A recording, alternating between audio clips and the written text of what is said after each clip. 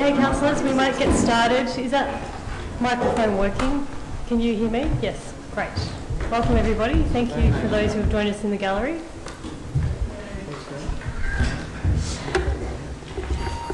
I'd firstly like to acknowledge the traditional owners of the land in which we gather on this evening, the Wurundjeri people, and pay my respects to elders both past and present. Membership is as listed in the agenda. There are no apologies, but Councillor Amir is running a few minutes late and should be here in about 10 minutes. Are there any disclosures of conflicts of interest? No? Thank you. Item 4, consideration of reports. At this stage, does any councillor want to move a procedural motion to reorder the agenda, or should we progress with 4.1?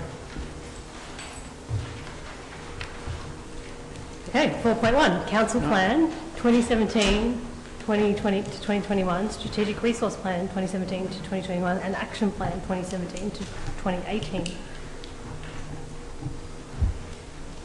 Excuse me, Mayor, you could just speak up because I can't. Can someone turn up? I feel like I'm yelling at the microphone already. Considering item 4.1.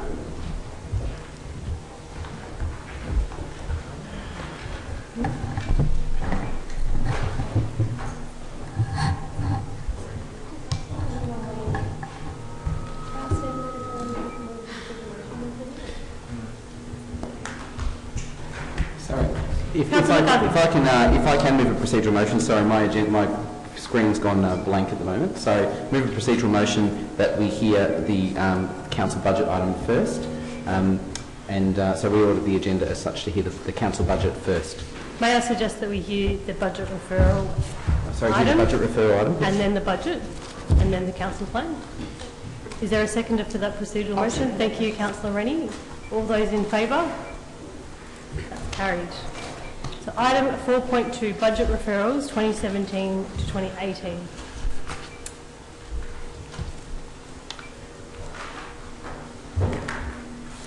There were no disclosures of conflicts of interest at the start of the meeting, so is anyone happy to move that motion? Not a disclosure, just a clarification. If councillors have questions regarding elements of the budget, they should ask those under the budget item rather than under the budget referral section. Thank you.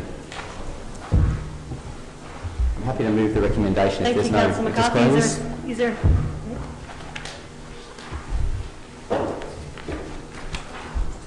So can you just clarify that you're moving point 3? My screen's gone blank. Point 3 is the council notes that there were no conflicts of interest. So I'll move that. I'll move that way. There it is up until. Thank you. I'll move it to second. Thank you, Councillor Greco. All those in favour? That's carried. Item 4.3, adoption of the 2017-18 council budget and declaration of rates. I'd like to move that. Thank you, Councillor Rennie. Is there a seconder? Thank you, Councillor Messina. Councillor Rennie, would you like to speak to the motion? Certainly.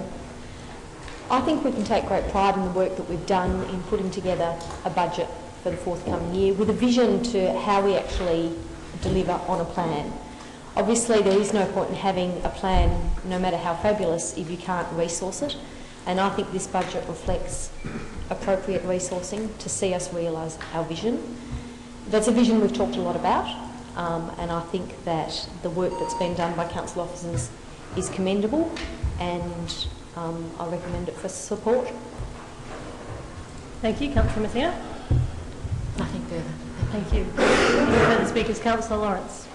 Yeah, I just had a question about the officers' additions to the budget referral. Yes.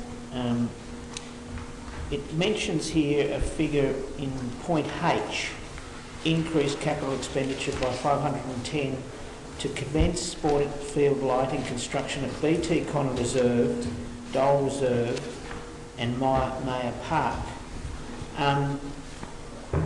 As we haven't had a chance for a briefing on this, I'm just wanting to find out what that means in practical terms. Is that a third completion of all those lights, or is it one completed and the others partially completed? How does that that pan out? Thank you. Well, Madam Mayor, one of the reasons we have recommended that is that there are, we believe, some significant financial benefits to be obtained by, and work efficiency benefits to be obtained by doing three, not one. So it's about half of everything getting done by June 30 and the second half getting completed in the following year.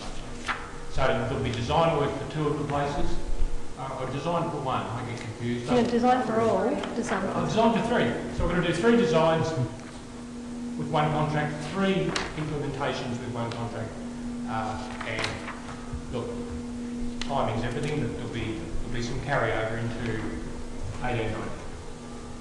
With the balance of, we won't do one and then leave the other two. We'll do the three as a concept.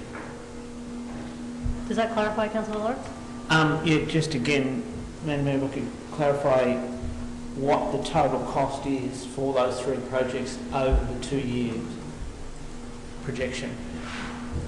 It's about the same amount again. Maybe a little more, 600, not 510, something like that. Because the designs are already funded for two of them. I can't do the arithmetic. The designs are already funded for two of them, about 31, that's 60. We've got 510, that's 580. No, so that's a separate item in terms of the design. Oh, all right. No, I can't answer the question there. It's about the same amount. So, Hang on, sorry, we're just going to get further clarification. Notionally, you'd be looking at just over 1,100,000, averaging around 380 per second block. Thank you.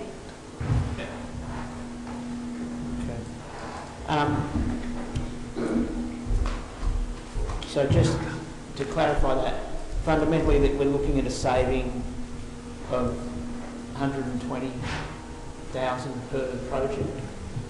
By putting them together under one contract. No. What kind of savings will we be getting by packaging them together? No. We don't know. Theoretical, until they tender, we won't know. Okay. We figure that's the way the market would operate.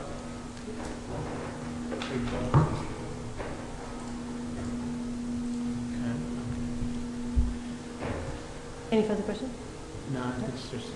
Councillor McCarthy. Just a question, if I may. I am aware of the answer, but I think it's important just for the record because there's been some uncertainty about this or some confusion. If we can just get clarification in relation to point 1D, the reference to increasing operational expenditure by $78,890 to the neighbourhood houses as requested.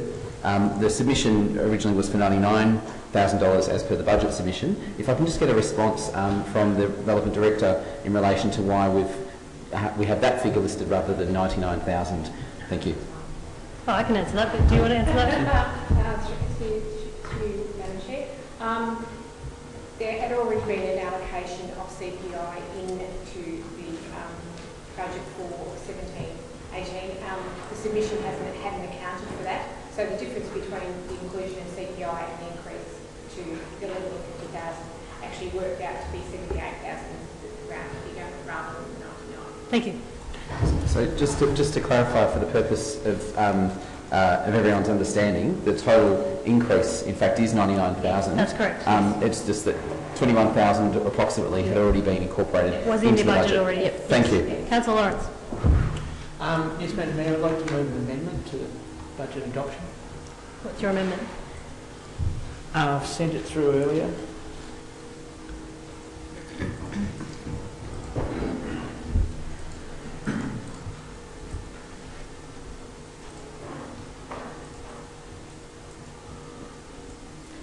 Is there a seconder for that amendment?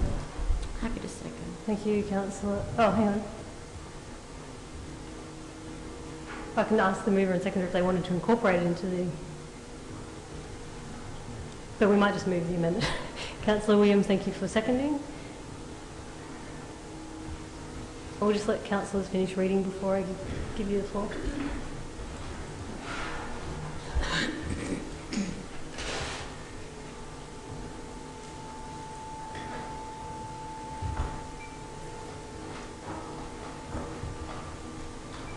Councillor Lawrence, would you like to speak to the amendment?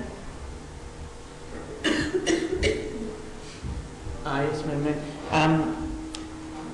This amendment contains a range of projects and programs that affect Latrobe Ward and also go across the city, and also acknowledges some of the funding referrals that will go on to the Nature Trust, which would actually have a negative impact on the budget, and addresses some major planning issues that we need to address, of course, in terms of planning at BT Connor for future expenditure, and of course looks at making a budget allocation for Council's commitment on social housing trust. Also included in here is a matter that's been raised by a number of councillors in regards to pedestrian bridges, and obviously been raised by the community for many years, is the lack of pedestrian access along Darabin Creek, especially the northern end of Darabin Creek. So this motion would seek to bring that, not just the design but the construction forward on that project, so that we can actually begin to deliver in the northern arm of the Darabin Creek. This T Street Bridge is very critical because it actually links pedestrian access between Bundura Park and East Reservoir and across the Darabin Creek, and also obviously to Kingsbury itself. And it's a vital bridge that's been identified in our cycling strategy. These measures are all affordable, with the council having a very healthy projection of forecast surplus in both in all definitions of a surplus. And there's a range of smaller projects there, of course, that address our pensioners and other community groups in Latrobe Ward. Thank you. Councillor Williams? Nothing further to that. Any other councillors wish to speak? I may just have some questions in relation to... Yes, sure. Yeah. I just want to know what the total implication of what's being proposed there, in terms of the impact on both on the capital budget and also on our operating budgets. And also, just need some clarification where it says refer to the Nature Trust, because I'm not sure whether the Nature Trust has actually been fully established. The money's been allocated. Yeah, money's been... Oh, in the budget, it has. Yeah. Sorry, just before we go further, Councillor Amir has just joined us, and just wanted to check in that you don't have any conflicts of interest to disclose in the budget. Thank you.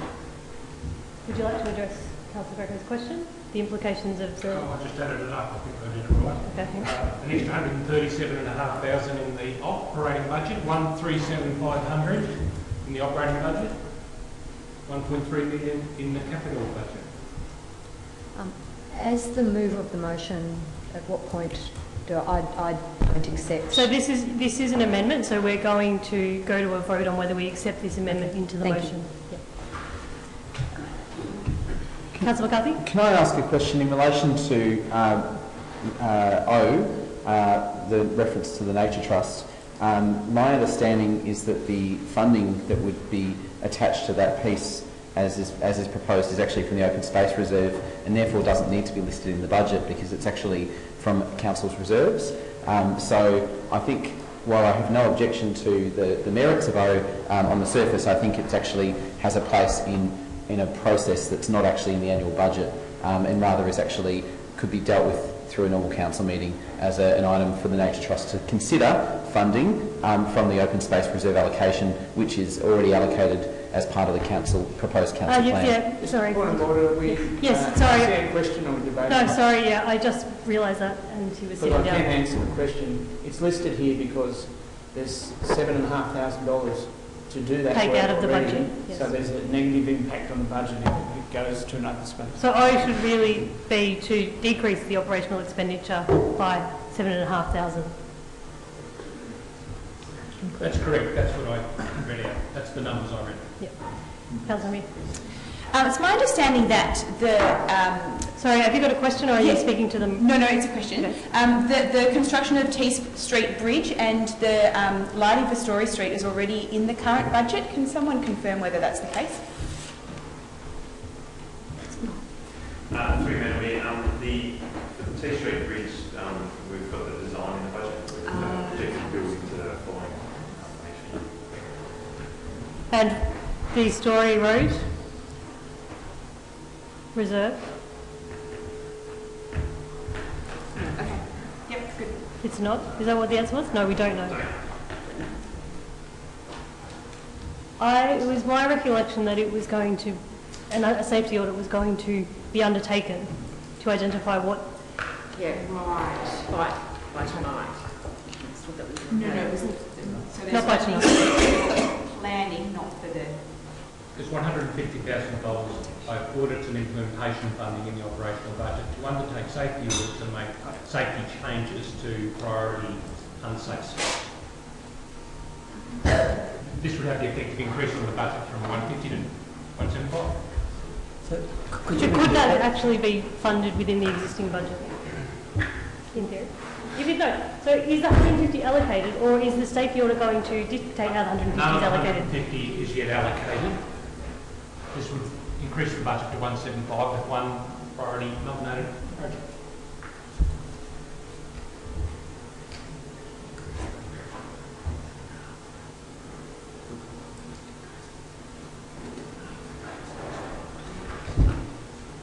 Would anyone like to speak on the amendment?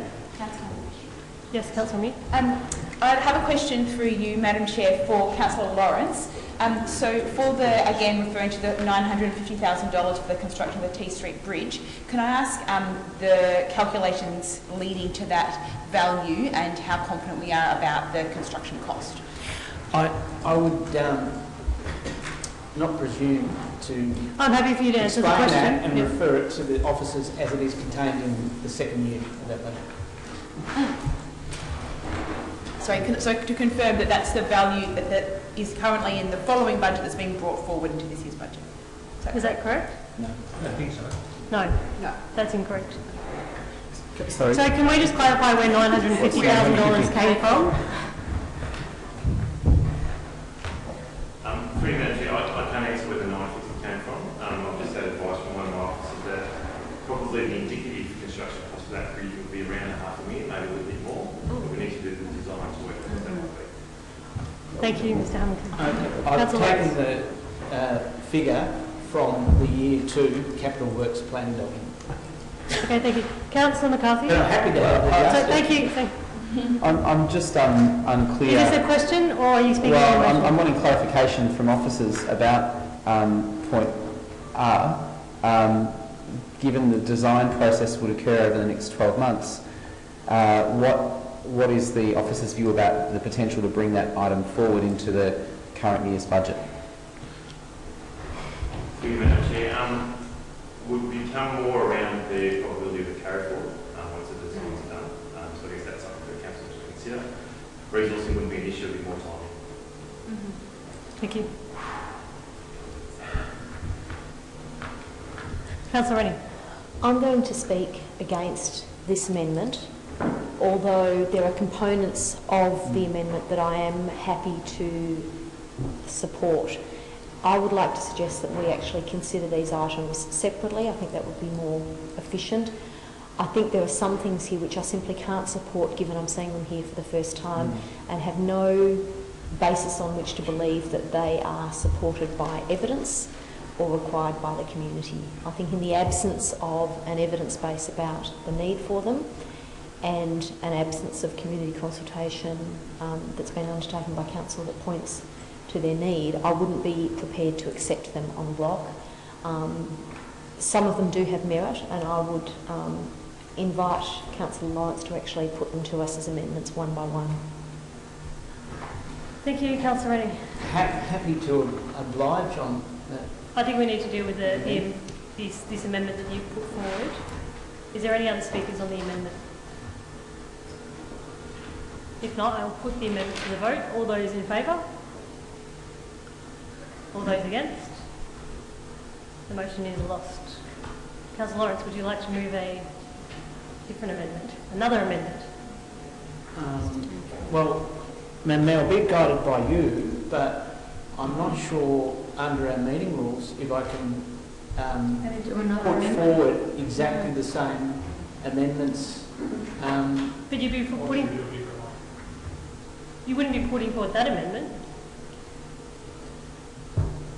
Would you? I think there was an indication there that some councillors would like to see you choose one of the matters and test it in the meeting. That's a different. Can I help Councillor Lawrence expedite the matter if that's okay? If it doesn't have a live amendment, I'd move that P be listed as a separate item, so increase operational expenditure by 25,000 for social housing initiatives. No, not for establishment of social housing trust, but for social housing initiatives. Are you moving that amendment, Councillor McCarthy?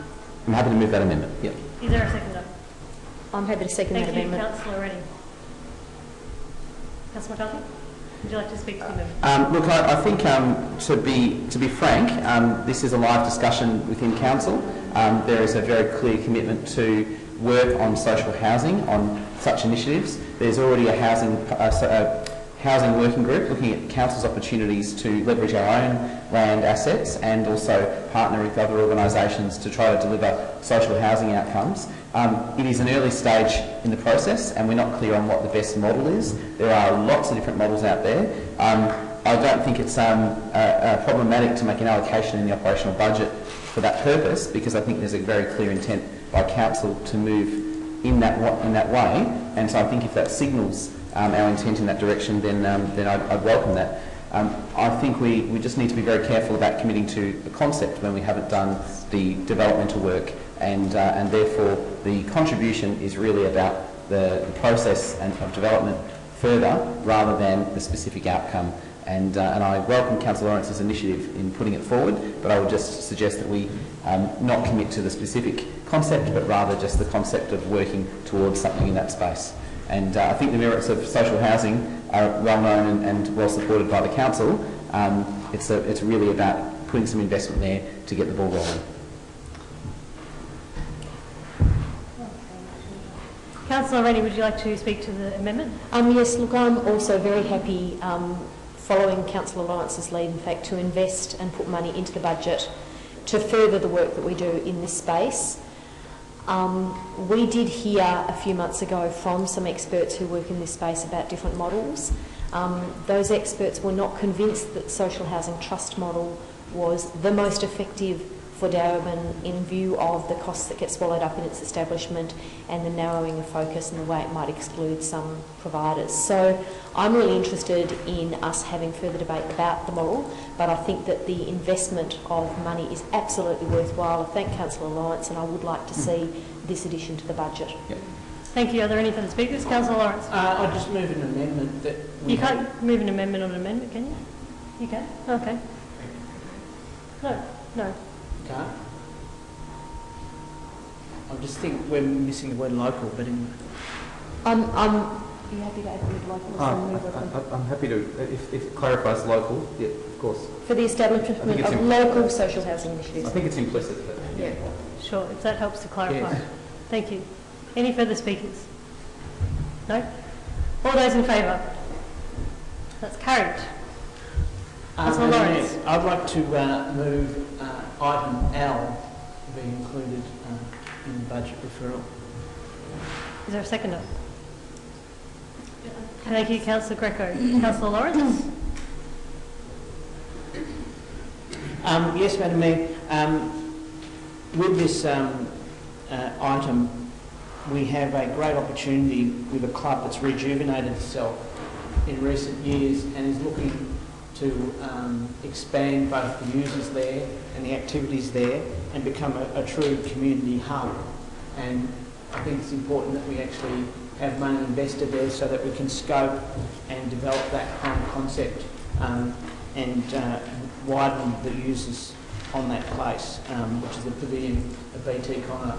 I do note we have committed to other codes in my ward, which was, I'm gratified to see in terms of Australian rules, where they have one women's team. But I will note that this club has been able to reinvent itself over recent years and has 65 women and girl players at the club. And it's important we actually update 35-year-old assets. Thank you. Councillor Greco? Would you like to speak to the amendment? I'll say a few words. Look, I've had some association with this club over the years, and I remember maybe 3 or 4 years ago where there was discussion about establishing a master plan. All it was just basically, at the time, was just basically a concept plan, which was on one page. And I think it's sort of opportune now to actually start proceeding towards a master plan. And why I say that it's opportune to proceed towards a master plan is that the club and that particular area of Reservoir, it's an area that has a need in terms of the youth that circulate around the area, and also the efforts of the club in terms of attracting a lot of youth.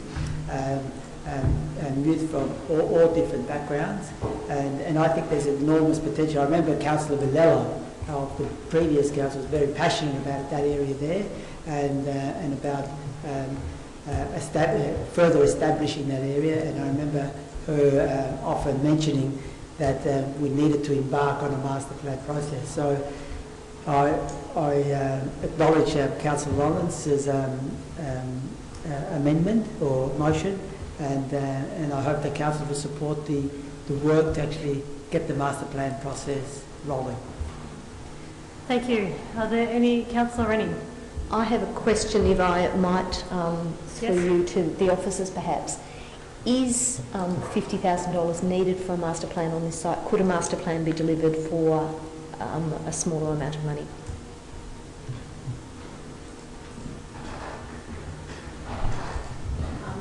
Madam Chair, 50,000 is for a master plan for a small pavilion, so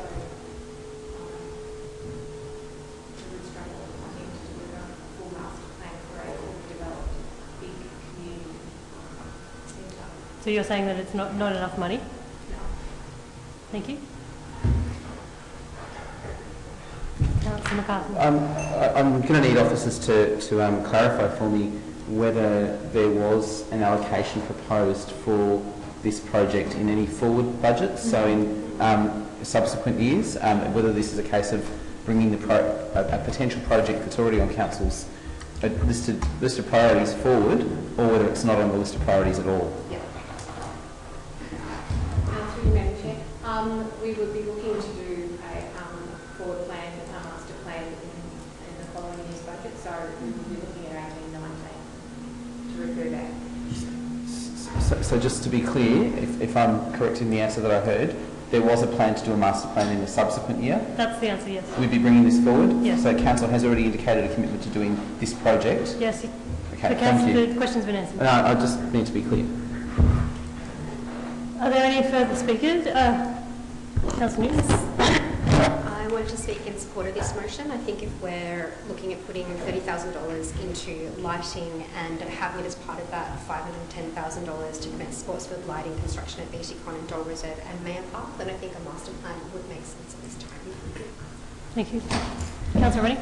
Look, I think that in light of the fact that this area is anticipated for a master plan, it's reasonable to do one, but I think at the same time we want to be careful about not setting up community expectations, because whilst we may be able to deliver on a master plan, if we're then talking about building a pavilion and the cost of that may go into the millions, I think we just need to be wary of managing community expectations, and a master plan this coming year may not mean an allocation of some millions of dollars the following year to actually construct something. And I think that, you know, on that basis we can go down the path of a master plan, but also need to be very clear in our communication that a master plan doesn't guarantee anything the following year, because we have a number of major projects underway and our capacity to manage multiple major projects and put all of those projects completely into the budget. So the only risk in bringing forward... Sorry. Because this is going to go on for a long time. Is this a question or is it... She's speaking to the amendment, Councillor Lawrence. Speaking for or against the amendment? So can you clarify if you're speaking for or against the amendment? Look, I'm happy to speak for the amendment, but I think in doing so it's very important to say I also think there are risks associated with doing a master plan potentially 2 years or 3 years before we might actually build. And I think that those risks need to be thought through, because it may be that our capacity to deliver something better, our capacity to get a better outcome might be increased if we delay the master plan, at least perhaps until the end of the next financial year, so we don't leap into it in July. And I think it's very important not to unreasonably set community expectations for the delivery of something, you know, from the 1st of July the following year, because we've put in a master plan. Thank you, Councillor Rennie. Are there any further speakers? Thank you, Councillor Messina. I'd like to go back to the recommendation in relation to, sorry, there was a purpose. Is there a question though? There is a question. The question arises, we've got an increased operational expenditure of 50,000 to commence design works for Swart Park, and we're looking at $50,000 for master plan for BT Connor. There's a bit of a variance there. What, 50,000 for a master plan, 50,000 for a design? Are those figures correct? Well, I think that it was indicated that $50,000 isn't enough money to design a multi-purpose and multi-user stadium versus a smaller pavilion at a smaller... So my question is, does that figure have changed? Well, the officers have told us that 50,000 isn't enough, yes. So what figure would that be? Madam Mayor, I haven't... Councillor Lawrence. There is a question, it's been asked a couple of times. The 50,000 is based on officer advice to me on the development of the pavilion, and that's what we're talking about. We're not talking about a master plan for the whole area, which actually has a range of things that have been put in place. Thank you, Councillor Lawrence. Thank you. So just to clarify, though, you're saying pavilion and the amendment says stadium. So Multi-purpose and multi-use. are there any further speakers to the amendment? Councillor McCarthy. Look, I'll speak in favour of it. I'm struck that we've only received this proposed amendment just prior to the meeting, so it's difficult to look at this, and hence my question earlier, which was, were we going to do this anyway?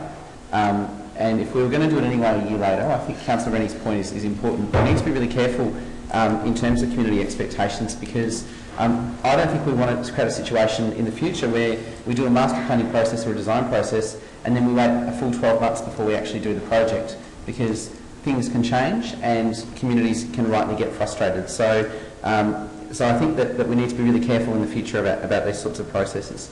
On the basis that it was proposed to be happening the following year, I've got no problem bringing it forward.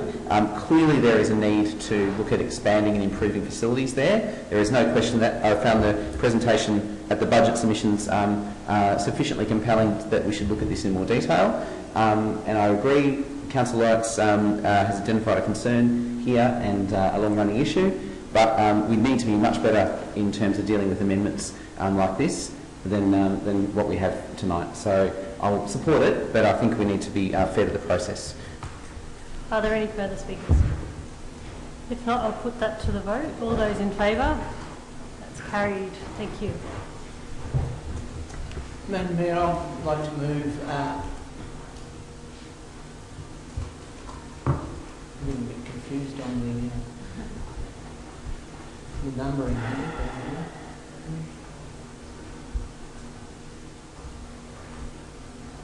Do you just want to say which one? Not worry about the letter? Increase of the Story Road Reserve. It's just we've got double numbering somewhere.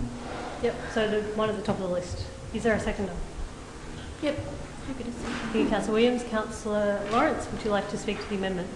Yes, Madam Mayor. This issue has been raised for a number of years by residents at Story Avenue. Some, unfortunately, have left the city, and the area in question actually is in Kazaley Ward, but the northern side of that street is in Latrobe Ward.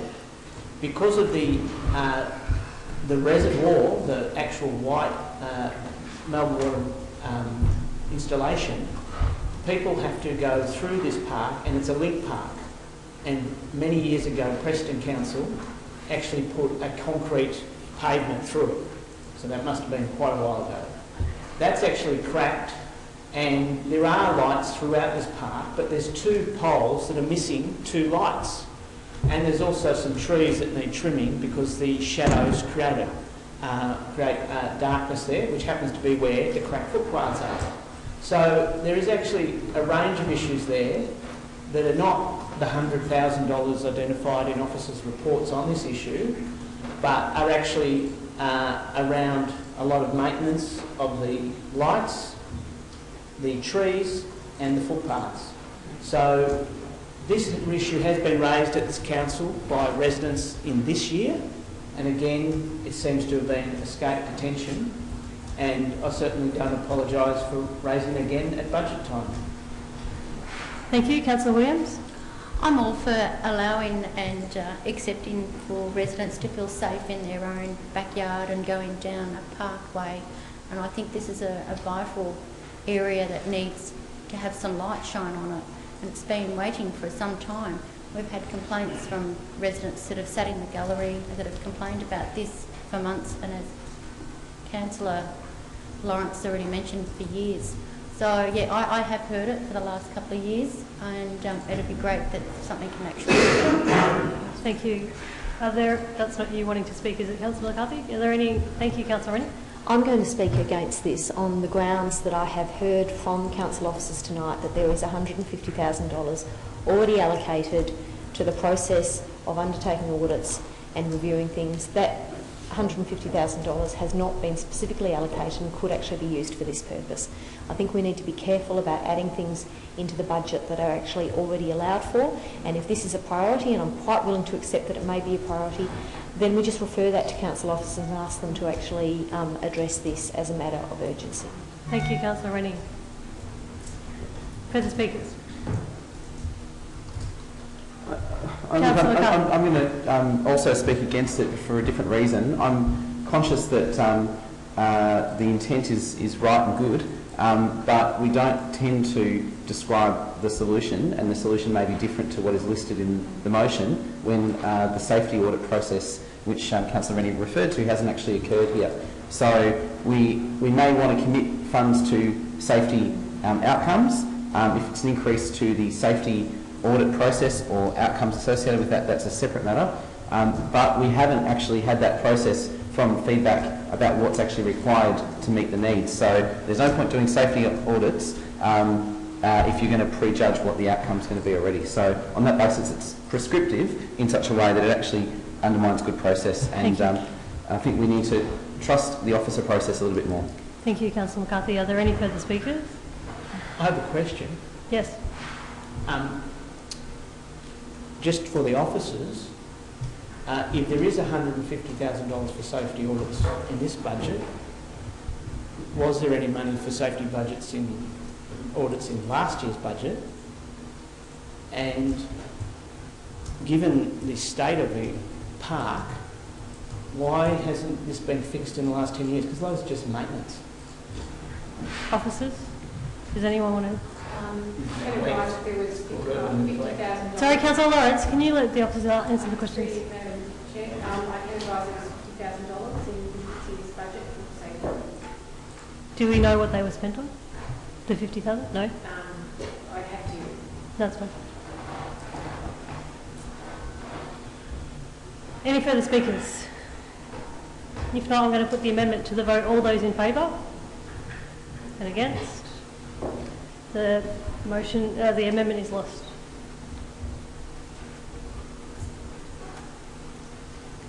Are there any further speakers to the motion? I'll move another amendment. Just to be clear, you can only move 2 amendments, but you can move more with leave of the chair, and I'm allowing you to move further amendments.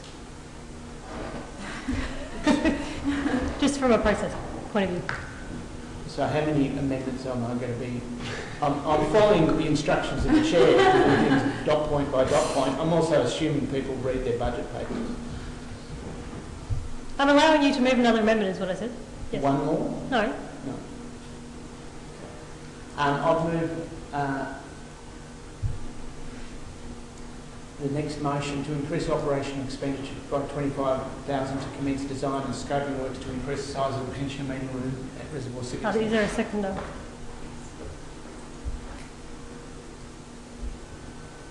And no second. Thank you, Councillor Greco. Councillor Lawrence, would you like to speak to the amendment? Yes, Madam Mayor. This issue has been going on for some time with a number of groups meeting in the upstairs room. For those councillors who mightn't have been aware, we previously had a civic centre which had a more traditional hall on the ground floor, and we incorporated the library. They then made an upper area for a meeting room. The provision was made to provide the same space and square meterage in the upper room, but the actual shape of it and the function that happens with pensioner groups, which is that they both have food and entertainment, means it's actually too narrow to get table formations in there. So this money is really to look at whether we can actually modify that design, including the unused balcony that is nearby, to try and make that room more usable to our community. Thank you, Councillor Greco. Yes, look, I remember that when the library was built a few years ago, there were strong representations made by a couple of the groups that were using the old civic centre, that they felt that at the design stage back then of the library of the second floor, that it was going to be quite restrictive for pensioner groups and other groups to actually meet in that space. And as we know that in the northern end of the city, there aren't very many halls and places where groups can get together, and as a result, many of the groups have to come back down here to the civic centre, to the town hall, in order to have their functions. I think if this can provide us a working solution in order to extend that space there, because I know that clubs like to meet there, they don't like to come all the way down here. I think we should certainly explore that and see whether we can actually make that area, which I believe in the first place it should have been put in there in the design phase, but we lost that battle back then. And I think that would be quite, it could be quite a good solution if we're able to extend that area so that the clubs can actually get more people in and make better use of that hall or that space. Councillor McCarthy? I'm sorry, this is getting a little bit frustrating because this has not been recommended by officers. It hasn't come up through the budget process. I don't understand the context, apart from what I've just heard there, in terms of if it is an essential thing, then I would think that officers would be recommending it. Just a point of order, Madam Mayor. Just a point of order. We're beginning to get false facts being put into debate.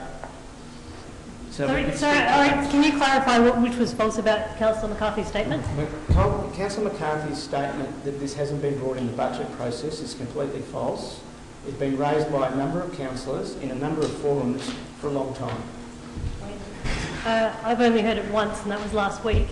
So and that was last Thursday evening. Councillor McCarthy, so, just to clarify. This is not about the merits of the project. It's about the process of making budget amendments. This is a laundry list of things that may be very good, but I don't understand. Just hang on a sec. What's happening with the start? Now it's stopped. Point of order, Madam Mayor. I object to the term laundry list in reference to community safety and the welfare of our pensioners. Thank you, and again, I remind we do have a code of conduct. Thank you, Councillor Lawrence. Councillor McCarthy, can you please keep your debate on the motion at hand? I will gladly. The reason I'll be voting against this is because we have struck a budget. These items have come to us 45 minutes before the meeting. To the amendment. And on the basis of that, I can't support something when I don't have anything more than a proposed amount that I don't even know is actually the correct amount for this project. So I think we need some more rigour in the numbers that are being put forward. And on that basis, whilst the merits may be there, I can't support doing something like this at the last minute when there is a lot of competition for money in the council budget every year, and we've got to make hard decisions. So I'd like to appeal to Councillor Lawrence to think about actually referring this matter to the mid-year budget review. Thank you, Councillor McCarthy. Can I draw the council's attention to that this matter and a number of matters were addressed in a memo that was sent to councillors on Monday in terms of how, the issues that were brought up on Thursday evening. There was a memo that was circulated on Monday that gave advice on each of the things that we discussed on Thursday. So there's some further information in that document if you would like to find that and read that. Is there any other speakers to this amendment? If not, I'll put that to the vote. All those in favour? And against? That amendment is lost.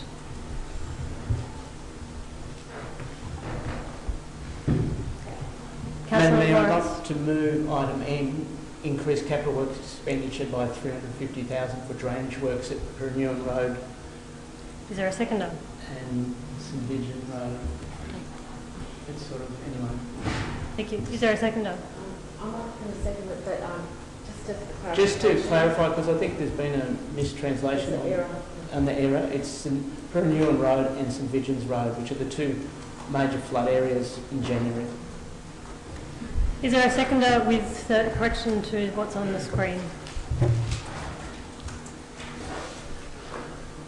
With want of no seconder? That I'm amendment- happy to second. Oh, no, sorry, Councillor Williams. I don't know how long I have to wait for a seconder. Thank you, Madam Mayor. Okay, I've called it lapsed, and Councillor Williams decided to second it while I was mid-sentence. I'm not sure what you're expecting me to do here, because it's unfair on me to have to make a decision on whether I accept this or not now. I'm happy to move two of the items as an amendment. Move item M, and I'll move the Referring Nature Trust Community as two items.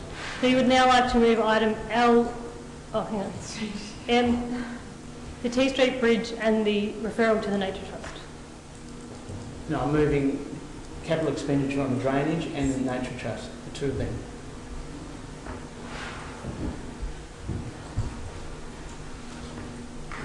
Is there a seconder? Happy to second. Thank you, Councillor Williams. Councillor Lawrence. Yes, Madam Mayor. I'll just, as Council has already debated the Nature Trust issue, that's well, and the habitat money, that's well understood. Less understood is the flood that occurred in January and two very low points in our city in Pernewan Road and St Vincent Road experienced massive flooding. But worse than massive flooding was our stormwater drains, instead of taking water away, actually became fountains. And obviously the video supporting this has been distributed to council officers. Now, my understanding is that there's $75,000 for reactive works on drainage, but this is very similar to what's occurring at Wilson Boulevard and also at Byfield Street, and also occurred at Beanack Street in earlier budgets, in that this area is part of a drainage system leading down to Darebin Creek, where our stormwater system is not interacting with the Melbourne water system. People had lost their belongings and had over a foot of water through their homes, and 2 feet of water through their homes in this event.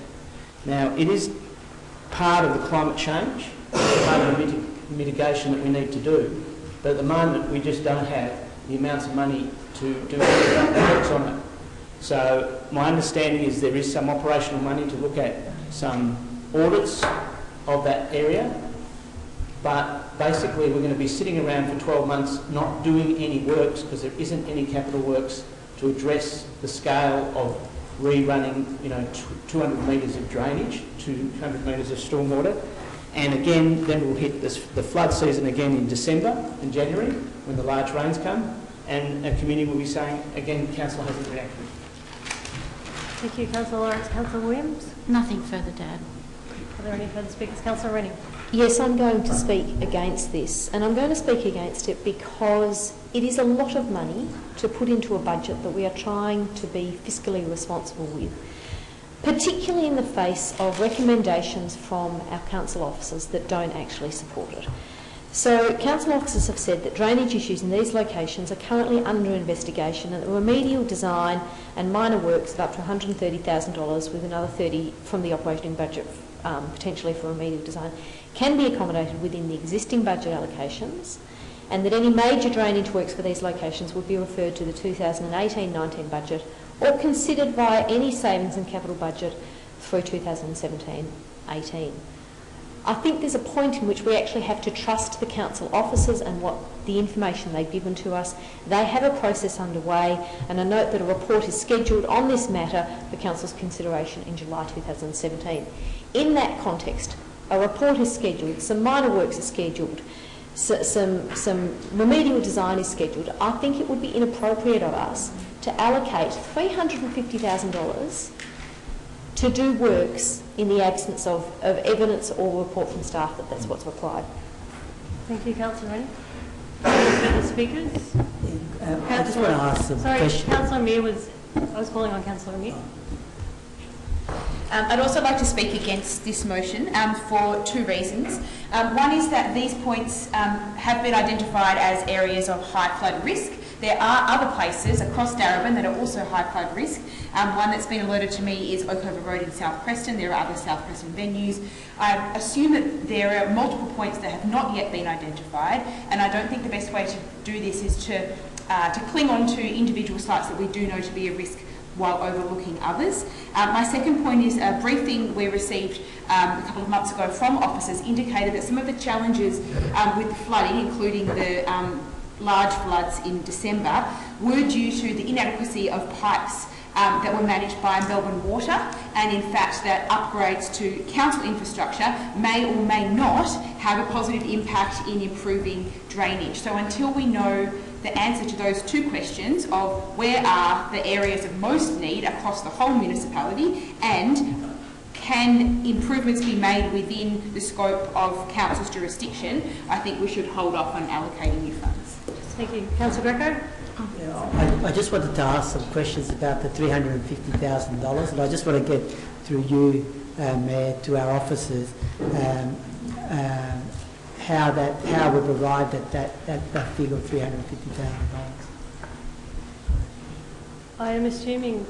Or whether that figure reflects the actual potential works. Okay. Would that be under you or Oliver? You? Yeah. So just some clarification on the question. The figure of the 130 or the... It's 350. Yeah, the report said it would come in July, which will outline the immediate cost going forward. I haven't seen the report yet, so I can't. Thank you. So, just to clarify, the 350, perhaps I'll put the question to Councillor Lawrence. What's the $350,000 based on? Based on similar works that have been carried out in this budget and the previous one. Thank you. Did that answer your question, Councillor Greco? So the Wilson Boulevard project and the previous BNAC Street project. Thank you. Is there any further speakers on this amendment? If not, I'll put that to the vote. All those in favour? And against? The amendment is lost. Would anyone like to speak to the motion? Just move it a last motion, last two items, is it? Yes? The last two items, or we'll deal with them together? Or? If that's what you'd like to put. Separate them. Separate. Oh, I'll separate them. I'll move the expenditure regarding T Street Bridge. Is there a seconder? Thank you, Councillor Greco. Councillor Lawrence, would you like to speak to the amendment? Yes, Madam Mayor. This is an issue where I suppose we've got to decide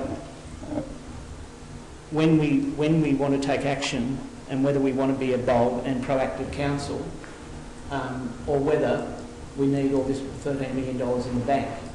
I don't think the council, I've never been subscribed that the council is a bank. I think we should have the capital out there, and it comes from the residents and should be out there actually doing things. Been happy to support for 2 years the lobbying of Mary Bridge in the south of the city, and you'll hear this from me again, and again. I'll keep supporting things in the south, and I'll keep getting screwed here. But Councillor Lawrence, can you direct your comments to the amendment? This goes to a lack of investment in environmental infrastructure all along the northern side of Darebin Creek. And I think we can't have that going on. We need to actually get proactive. We do have enough cash to go forward on this. The planning and the community consultation's gone on about this for a long time. The expectations are already running ahead of us, and we should get on with the job. Councillor Greco, would you like to speak? I'll reserve my right to speak. Councillor Rennie? Can I just ask a question of council officers if they could give us an update on the exact status of this initiative, where it fits in the bicycle plan and where planning is at for it? Through you, Madam Chair, as explained before, it's in the planning phase for this coming financial year. So it'll be probably next on the list. I have the list in front of me, but it's to be done in the subsequent years, so 18 construction. Thank you. And can I also add the comments that were made in the briefing last week is that this project and a number of other projects will be put forward or considered during the new cycling infrastructure strategy, cycling strategy, that it will be developed in the 17-18 financial year. So we'll identify the height and the priority projects. Councillor Amir. Question. I'd like to ask whether there will be anything to prevent us from commencing the expenditure and construction of the bridge should the planning all be completed in the first I can answer that. But no, repeated voting in this chamber. Councillor Lawrence, I think Mr Hamilton alluded to this earlier, is that, but would you like to answer the question again? Because you did answer this before. Sure, Madam Chair. So the construction... Or maybe you weren't here, Councillor. Sorry. The construction of it will be dependent upon funding for it, obviously, through council. And it would be more indicative of the timing that might be the issue with the financial year. So there may be some carry forward into the following year if council decides to fund it in the next year. That's the main concern. Thank you. Councillor Rennie. I'm going to speak against this at this point in time, although I hope that it might actually come to us for mid-year budget review process with a report about the viability and in particular the cost.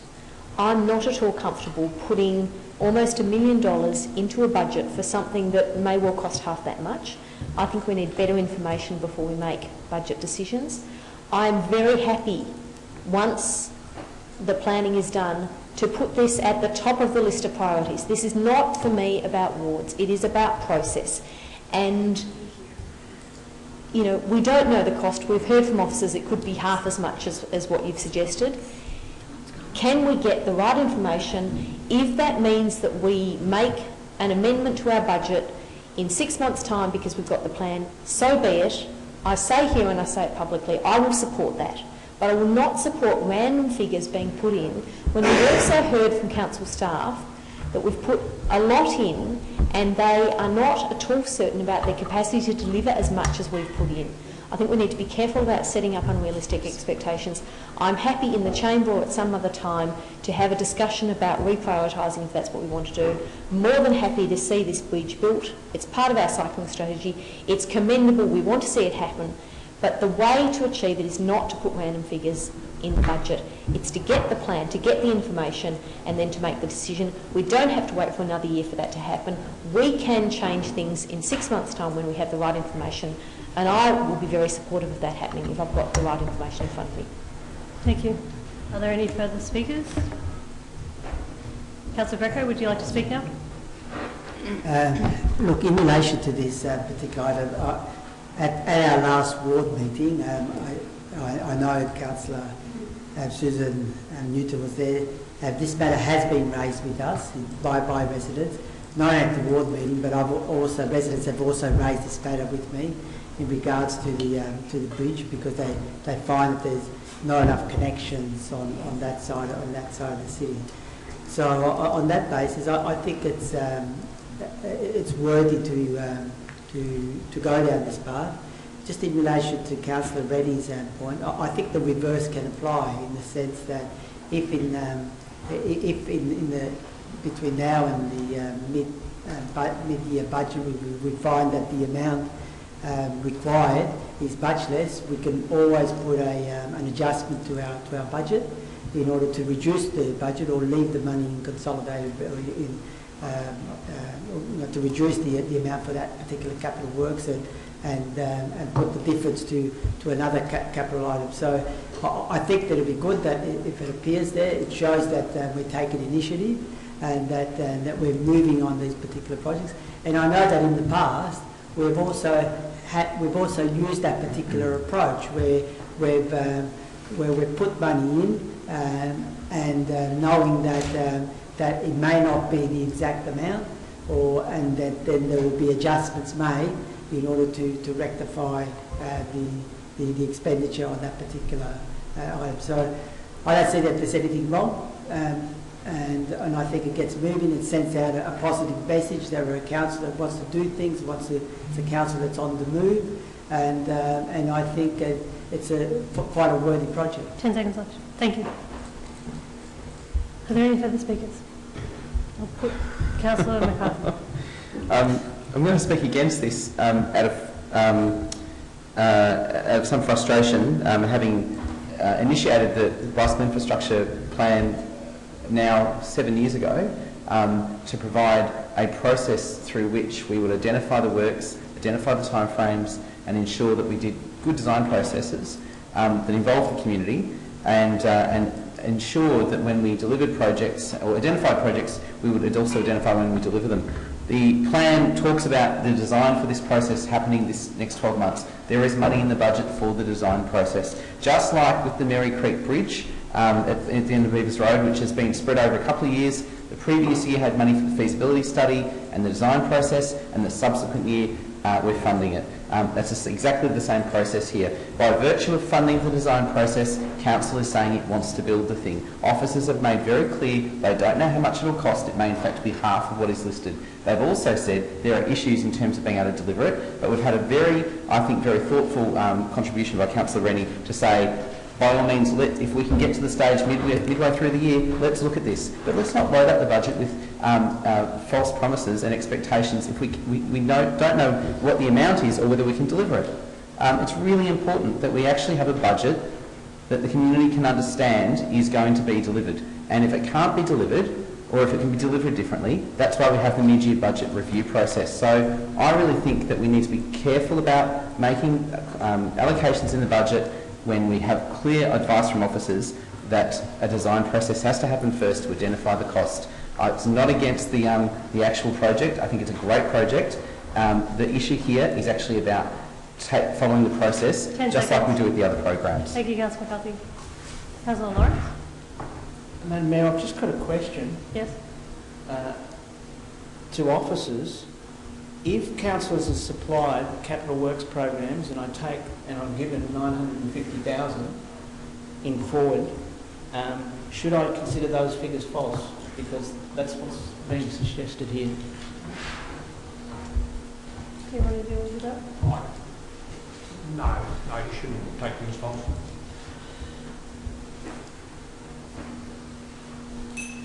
But just to be clear, the phrase was false promises, promising we're going to do something when we actually don't know if we can get it done, and that's the issue. So it's not about the specific figure. Thank you. Is there any further speakers to this amendment? I'll ask again through you, Madam Mayor, to the officers. I'll read the paragraph out. Provision for production of design documentation enabled construction of a new bridge across Darebin Creek in the vicinity of T Street. This will fill a missing link in Darebin Creek Trail and has been identified in the cycling strategy. Total project cost over 2 years, 950,000.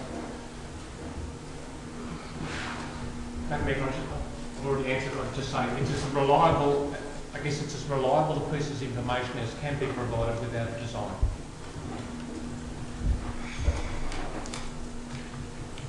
And no one in the room would have known any different if it said 500 or 1.3 or, you know, I'm just saying, till we do design work, we ballpark figures. We don't spend 3 weeks trying to work out what a bridge will cost not to fund it. Yeah, to not fund it, if you know what I mean. Thank you. Mayor, I just have a point of clarification, just from what I heard Councillor Lawrence read out. So the $950,000 relates to a span of 2 years. Is that correct? That's what it's said in a document, a forecast document. At the early stage of budget preparation, it probably means design and construct. I think it said those words at the start of the paragraph. Yeah. That's that right? Yeah, 3 minutes. You say total budget cost over 2 years. And it's budgeted, that's it. Thank you. Any further speakers to this amendment? I'll put it to the vote. All those in favour? And against? That amendment is lost.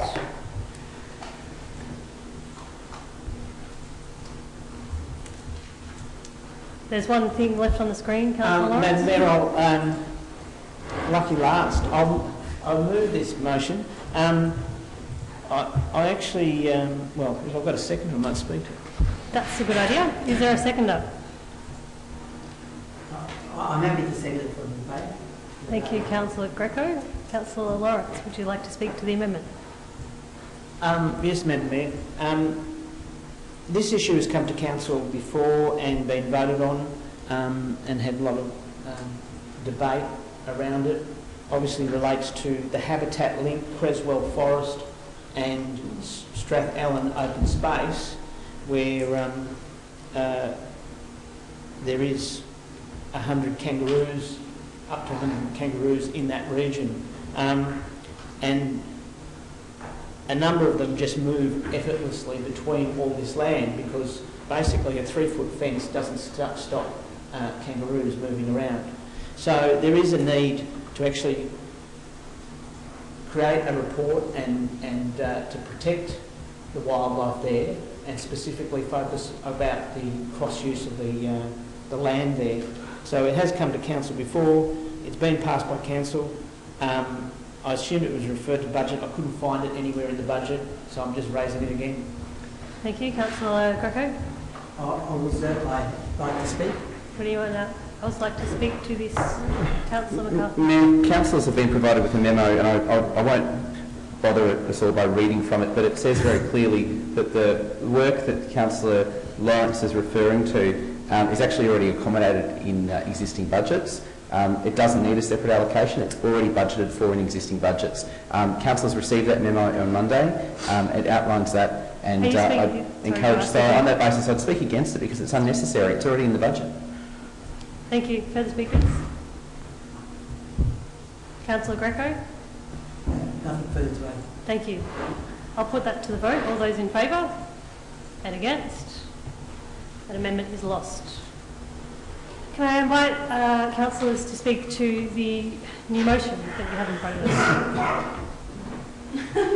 I'm going to try to change the tone and speak in favour of the budget, and I want to start off by changing the tone by saying an enormous thank you to all the submitters who presented to us last Thursday night. We made comments on the night about what an extraordinary set of submissions, sophisticated, thoughtful, and certainly very timely in many cases. And as you can see from the budget papers tonight, a number of submissions have in fact changed the budget. And I note that we do have some community members here tonight who are part of that process, and I acknowledge them and their contributions and the changes that have been incorporated in the budget on the back of their submissions. Council budget is not an easy thing to do, and I say that from the perspective of now, this is my 9th budget that I've been through, and we are in a rate capping environment. We are under a number of budget pressures in terms of obviously uncertainty due to the NDIS, a whole range of major changes in delivery of services in that area.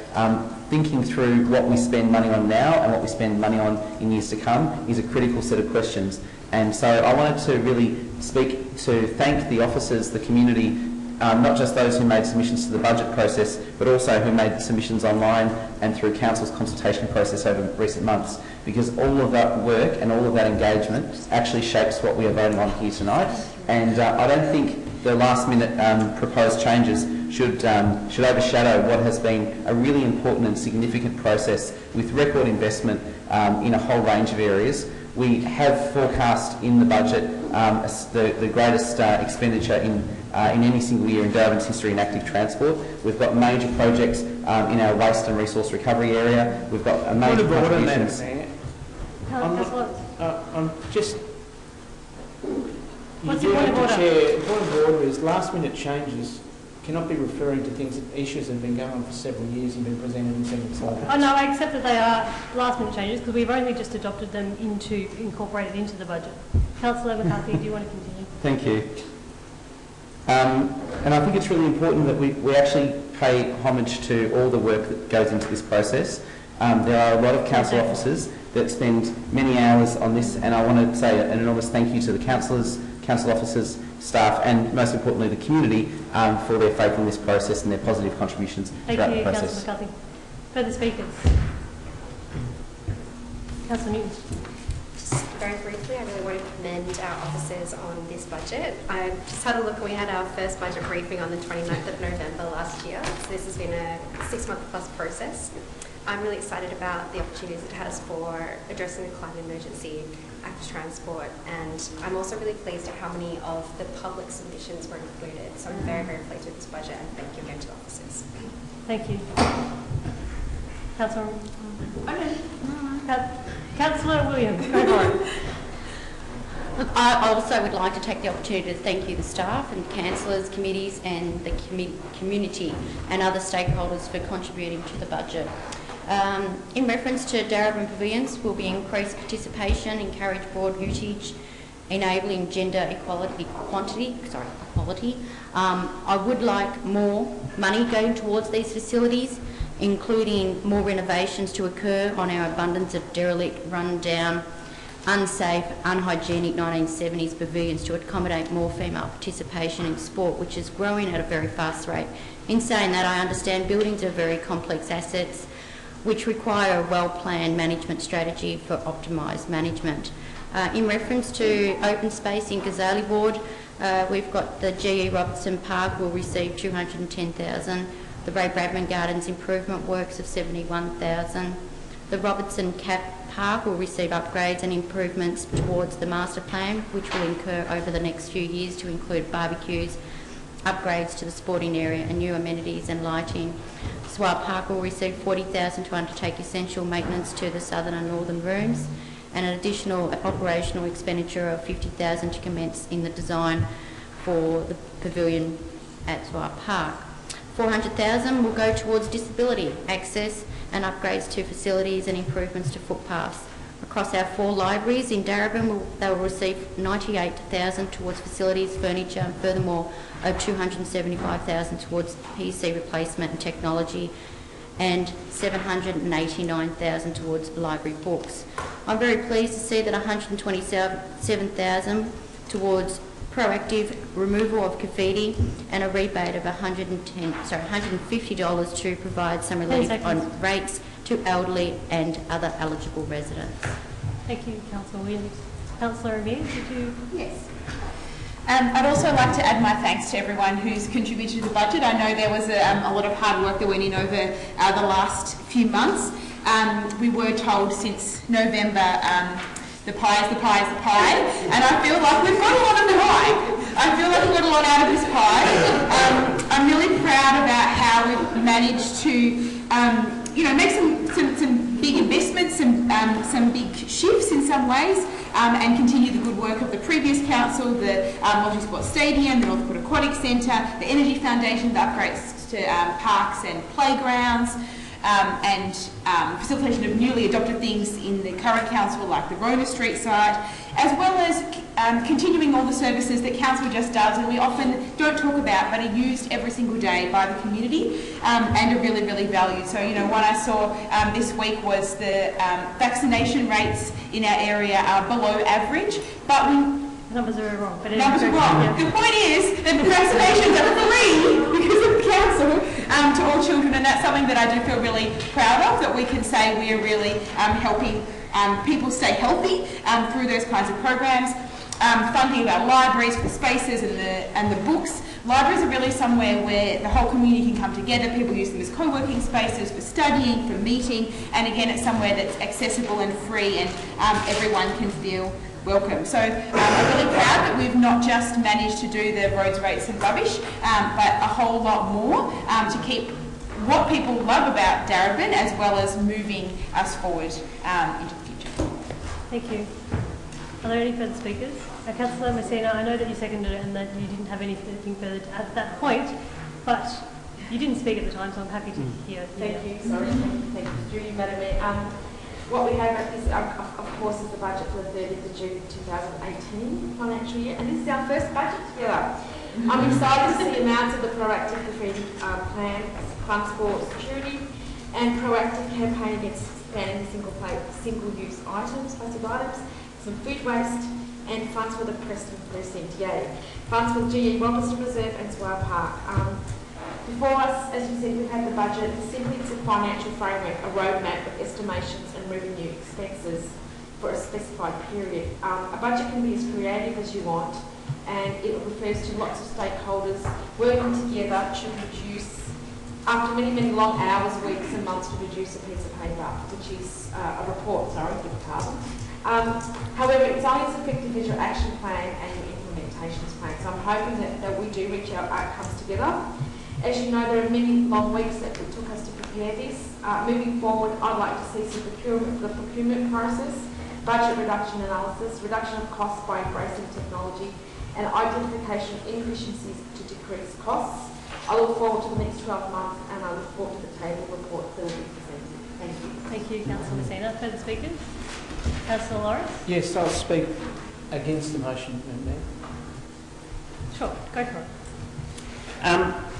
I'm very happy to see a number of initiatives in this budget, and of course one of them is the lighting project that will be spread across 3 locations, which according to my calculation is a lot less than the $450,000 per lighting project that we were quoted by the officers. So that will be saving a lot of money if it's actually delivered over 2 years for $1.1 million.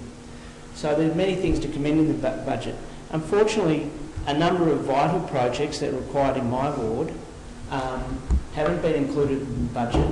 Some of them have been promised to community members and then suddenly dropped this year and suddenly relegated to following years. I understand the need to create a cash surplus to address a $50 million pool in the 4-year capital planning, but I don't accept that a lot of vital projects are then put on the back burner. Similarly, I'm not sure how a flood in 2 streets, people are still waiting to see someone aside from myself front up to the residents. And I don't know how that happens, and I don't know how we haven't already commenced reactive redesign of those areas. Now, I take in good faith the rain check offered by the Rucker Ward councillors that the T Street Bridge may be considered in the mid-year review, and I take that on good faith, and so I offer you a rain check too, that maybe in the mid-year review I'll endorse the budget. Any further speakers? Councillor Greco, I think you're the last one. Thank you, Ben. Look, I support the budget, and first of all, I'd like to also pass my thanks to the officers for all the work that they've done over this period in order to put the budget into this particular shape, and also particularly to thank the submitters that have put forward suggestions, of which I must say that this year we've been able to accommodate many of them in our budget. Look, our budget is always a time when there's a bit of a contest of projects, a contest of ideas, and but I think overall, I think our budget is a very solid budget. I think we should highlight that it's a 2% increase in the rate take for the City of Darebin. That's obviously it's the amount that's imposed by the rate capping, but it's also important to acknowledge that it's 2% is probably the lowest rate rise in perhaps more than a decade, if not longer than that. We have some very significant initiatives in this budget, and the 2 that I point out is the Darebin Nature Trust and the Energy Foundation. I think they're new initiatives as part of this budget, and I think it's important to acknowledge that. Not only that, in the budget we have a surplus of nearly $13 million, $12.9 million, which puts us on a very solid footing, I believe, in relation to not only are we able to cover all the projects and our expenditure within that 2% rate capping, but with all the new initiatives, we're still able to pull in a $12.9 million surplus. And that's also, and I think it's worthy to remind councillors, and that's also maintaining our existing services to the community, which is, I think, a great achievement on the part of the council. Thank you, Councillor Greco. I think everyone has spoken. Councillor Rennie, would you like to write a reply?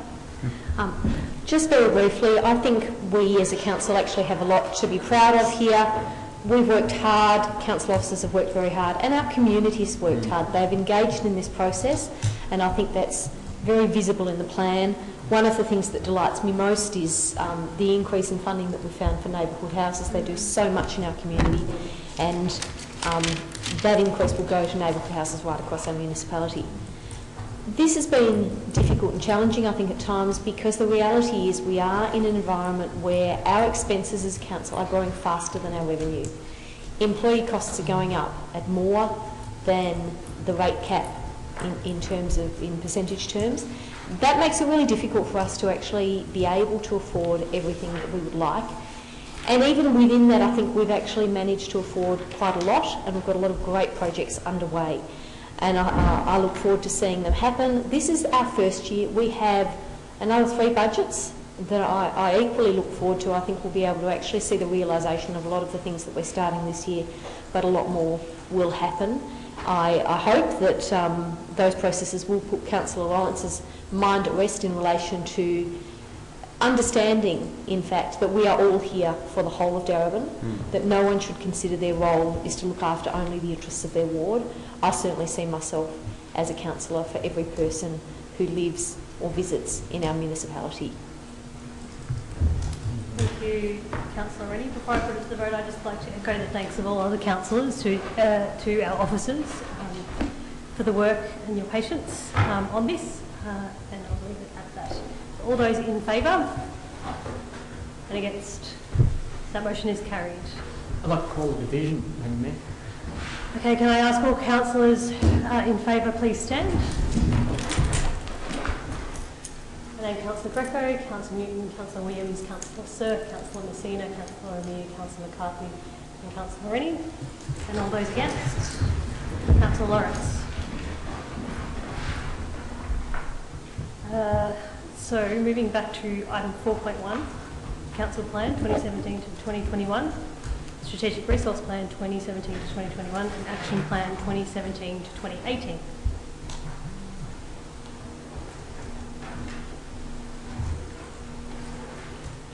Would anyone like to move a motion? Thank you, Councillor Lawrence. Madam Mayor, I'd like to move a motion to adjourn the meeting. Pardon? You'd like to move a motion to adjourn the meeting? Point. Double check. To? Adjourn the meeting. Until? Until 8 p.m. Monday. Whatever the date is. Whatever the date is. 26.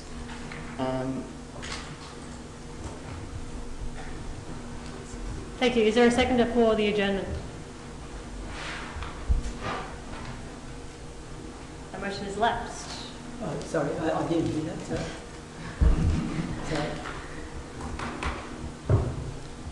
Oh, it is really frustrating, I'm sorry.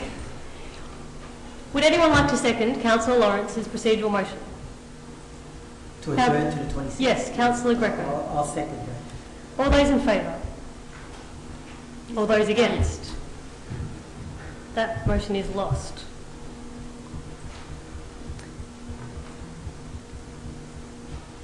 Would someone else like to move a motion? Yep, I'd like to move a motion. Thank you, Councillor. I'd like to move a motion that we adopt the council plan as recommended in the agenda. Thank you. Is there a seconder? Councillor Rennie. Councillor Amir, would you like to speak to the motion? Like the budget, this is something that's been built on over many months. It's probably the single most important document that our council can put together. It goes for 4 years, covering our term and slightly into the next term. What I really like about this plan is that it focuses on the local and the big picture. It focuses on the immediate and also looks to the future. This is a plan where there's a section, one thing I really like is around looking at the challenges ahead for Darebin, looking at our strengths, looking at where we are now and where we're going. And I think it sets us up really, really well to be thinking globally, orienting ourselves towards the challenges ahead, which are very, very real, the challenges of increased population, climate change. We're getting increased disengagement from formal organisations, including council. And I really hope that, and I believe that the way that we've structured this plan, the way we have the big ideas up front in a really interactive way, can engage the community. It's been really good reading the feedback from the community and seeing just how many people bothered to take time to write in and say, that sounds great, which is quite unusual. It's quite unusual to get positive feedback. Usually people give feedback when there's something they're angry about, and that to me says that people not only think it's fine, but they think that it's really good, or there's parts in it that are really good, and that's something that I'm really proud of. Thank you. Councillor Rennie. I'm also very proud of this plan, and I think it speaks to the work that we've done together and the team that we've built over the last 7 months. And I recall 7 months ago at our first meeting, I said that I thought our success would be measured by the extent to which we were able to work as a team and the extent to which our plan was able to reflect the desires and the platform of all councillors. And I actually think that we can see something in this plan that reflects the platform of everybody here on council. And to that extent, I think it actually reflects the wishes of our community, because they voted for us, and those things that they voted for, you know, in us and in our platform are reflected in this plan. And I think that that's terrific. Is it word perfect? Perhaps not. But if we get stuck on the words and try and make the word perfect, we get bogged down in the little picture. And this is actually a plan which is about the big picture. Someone said to me today and reflected on the role of cities and their importance in a context where globally, nationally and internationally, our politics is so very disappointing. And that in that context, our role as a city and the things that we do take an additional importance. And I think that this plan is ambitious, and it seeks to position us and our community as leaders in the sort of progressive politics that we all actually support. There are far more things that actually unite us than that divide us as a council. And I think that we've been able to work together to get a huge amount done. I've enjoyed that process. I've really appreciated the input that our community has had, the way in which they have engaged in this process, and the way in which we've actually been able to reflect that engagement in our plan. I look forward to working on delivering this plan for the next 4 years. Thank you, Councillor Rennie. Any further speakers? Councillor McCarthy. It gives me great pleasure to speak in favour of the council plan and also the strategic resource plan and the action plan. And I want to step away from the council plan for a moment and speak about the action plan, which covers the priorities and commitments we've made for the first 12 months of this term, because if we get through these actions in our action plan in the first year, it sets us off for a cracking pace for the rest of the term. And it's ambitious, and as you heard from Councillor Rennie, there's a lot in there to be proud and excited about. But there's also some big challenges that we've taken on, and I wanted just to highlight a couple of them. Obviously, the commitment that we've made to establish a Darebin Nature Trust, as Councillor Greco mentioned earlier, a $10 million fund which will be over the next 4 years, which will come into being in the first 12 months of this council's term, a mechanism through which to ensure that we continue to purchase and improve green open space in the city, and of course improve the biodiversity values of various parts of Darebin. We also have made a significant commitment to the rollout of an expanded Solar Savers program, and that kicks off in the first 12 months. There are a number of commitments that we've had, that we've made in the first 12 months, everything from commitments to improving our services in a range of areas, improving access to services, sports and recreation, equity, social inclusion, you name it, it's in there. These are commitments that we've made in the first 12 months, which we will be held accountable for. And I think we shouldn't underestimate the importance of that.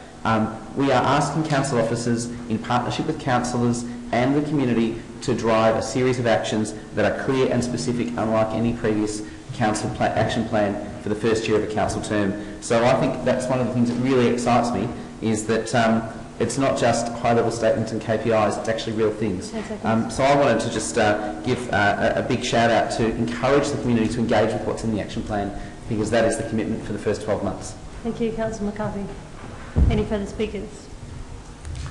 Councillor Williams. I'd like to speak against where I feel that, well, first I'd like to take the opportunity to say thank you to councillors, the community and other stakeholders for contributing towards the council plan. Darebin has been a leader in Victoria in many fields, including saying no to racism and family violence and the Solar Savers program.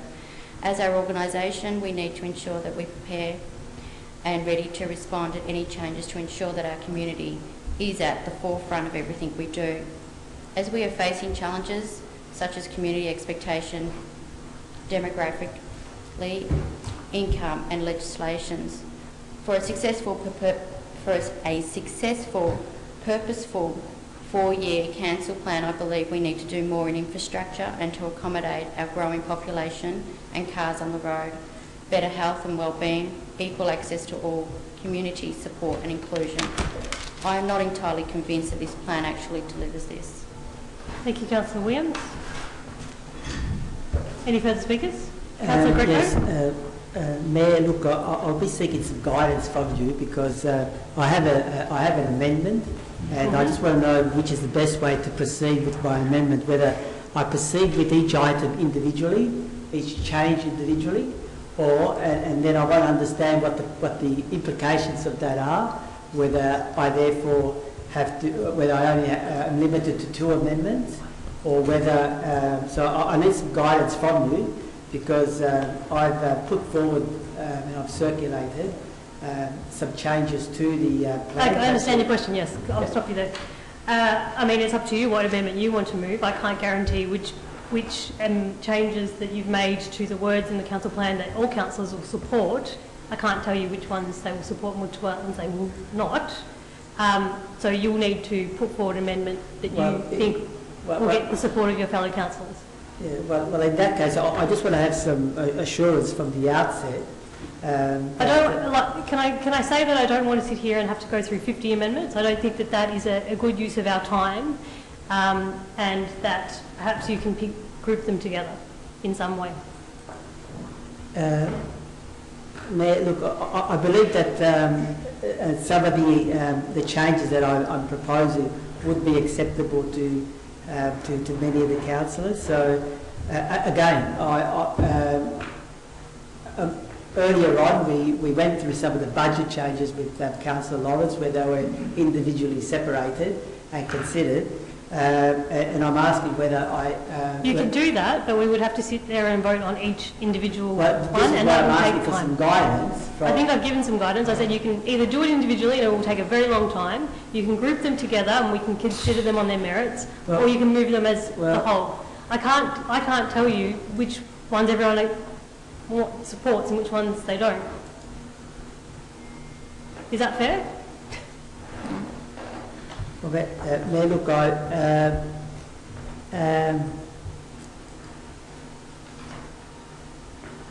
can I make a suggestion? Of course. Perhaps we should do it goal by, produce it goal by goal. For example, he's got the proposed heading as perhaps his first amendment, and then goal 2 up to 2, and then goal 4, thank perhaps, you and then goal 5, and then...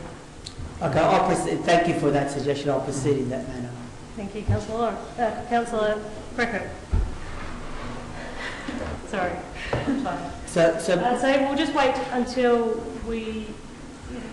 there aren't any changes to goal 1. So if we could bring up all of the changes to goal 1. I'm proceeding earlier than goal 1. I'm actually now, as a result of the way the discussion has gone, the first change that I want to put forward is the change to the vision. Do we want to bring that up on the screen? Yeah. That the vision is changed to a greener, bolder and more welcoming city, rather than connected city. We'll just wait till that comes up on the screen and then I'll ask if you have a seconder. Happy to second it. Thank you, Councillor Williams. Councillor Greco, would you like to speak to the... Yeah, so is that, just for clarity, that's the... Can we just get the vision bit off? Keep the vision and get rid of everything under it? Sorry? So are they the points that... So hang on, we're dealing with the second line that says our vision, okay? There we go. So we set there with the change to the document? Pardon? Would you like to speak to the motion? That's what we're up to? Yep, go for it. So I'm speaking just to be clear. Again, I'm seeking some guidance from you. We're doing an amendment. Yeah, okay. Okay, no, just to be clear, it's an amendment because we're dealing with the motion. I forgot that we hadn't voted on that yet. So it's an amendment to the motion. Okay, so the first amendment is to change the word connected to welcoming, and why I'm suggesting that, councillors, is that I think that the word better articulates the challenges that we face in the next 4 years. If we think about it, our city will be growing. I think we're going to be looking at 17,000 more people over the next 20 years, and also there's a growing inequality in our city, and there's also a growing diversity in our city. And I know that it's a tagline, but I think it better articulates the sort of city that we want to project to the existing residents and also to future residents.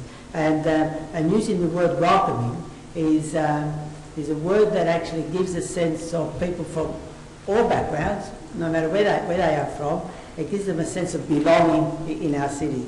So I know it's only a small change, but I think it's at the same time a very meaningful change in our vision statement.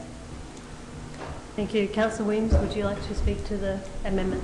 I just prefer the word welcoming over connected. I feel connected is a very strong word where I find that not everybody feels connected. Where welcoming is like it, no matter if you work, play or live in the area, you are welcome.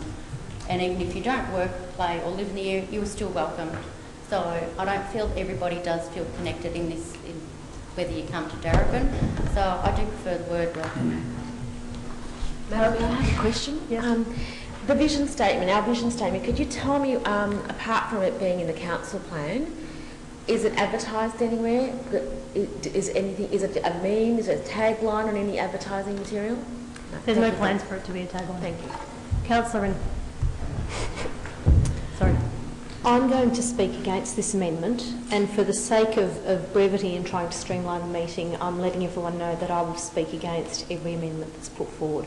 With respect to Councillor Greco, and I understand that some of them may have merit, I received these this morning. I've been in meetings all day and have them up on my screen but don't have a sense of what they would look like in the plan.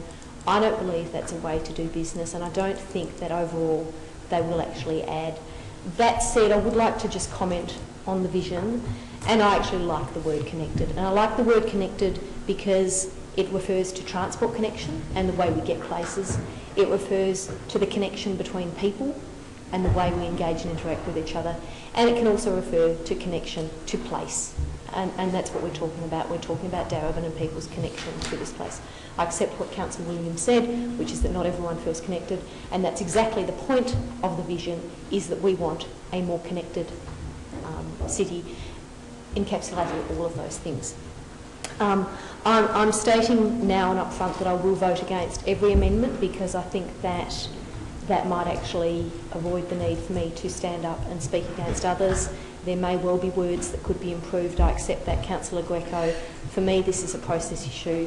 This plan has been out on public display for some weeks. We have had it for a great deal longer than that, and I think that we can demonstrate the maturity to say that we can look beyond individual words to the whole, and I believe the whole is really sound. Better than that sound, I think this whole is fantastic. And I've had that reflected to me today and last week, and I think that was by and large reflected in the feedback that we got from our community. So I hope that's useful for explaining my 10 position seconds. and perhaps in the interest of brevity, if other councillors have a similar position, that could be put out there and it might save debate on amendments one by Councillor one. Rennie. Councillor McCarthy. Look, I'm going to speak against the proposed change. I do so because I think we actually need to be faithful to the process we've just gone through. We didn't take out to community consultation through the statutory process that slogan, or in fact the several, and I don't know exactly how many amendments Councillor Greco has there. There's quite a lot, and to every single goal. I think we would be in a dangerous space if we made widespread changes at this point to a council plan that has gone out for consultation. We have not had submissions from the community in relation to the proposals that have been put forward tonight. And I think we need to be really careful in terms of the trust in the process. When we go out to consultation and we say, tell us what you think about this council plan, we had some very specific submissions in response to the plan, in response to these words. And I don't recall the particular proposed changes. I would like to suggest to Councillor Greco, in relation to both this and other changes that he has that he'd like to propose tonight, that there is an opportune time to look at these, and that is in fact, as we go through the first year of our council plan, we do a review of our council plan on an annual basis. I would be very happy to consider a whole raft of changes over the next 12 months through a proper process of consultation with both councillors and of course the community. And I think that council plans should be living documents. You shouldn't just adopt them, put them on the shelf. So I would like to invite Councillor Greco to consider an alternative course of action, which is to maybe consider holding off some of these proposed amendments tonight, to get the council plan through, to get the action plan underway, to get the great projects that we all feel very strongly about underway, and in fact to bring these proposed changes back to our update in the council plan, which happens next year. It's not going to change the merits of the 4-year vision, because I think we are committed to exactly the things that Councillor Greco has outlined. We just need to get on with the process. Thank you. Further speakers? Councillor Lawrence. Yes, Madam Mayor, I wish to speak in favour of the amendment. And I would say in this chamber I'm happy to judge every amendment on its merit, and I will continue to do so. So I don't have a vacuum cleaner approach to this. Can you please talk to the amendment that's before us? I'm following the same trajectory of other councillors, so maybe you should also point of order there too. Well, I'm not appreciating the language. Could you please direct your comments to the amendment before us?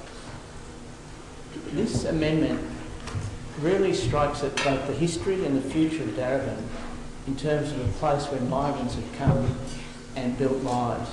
And I think the word connected has a number of connections to it and connotations to it.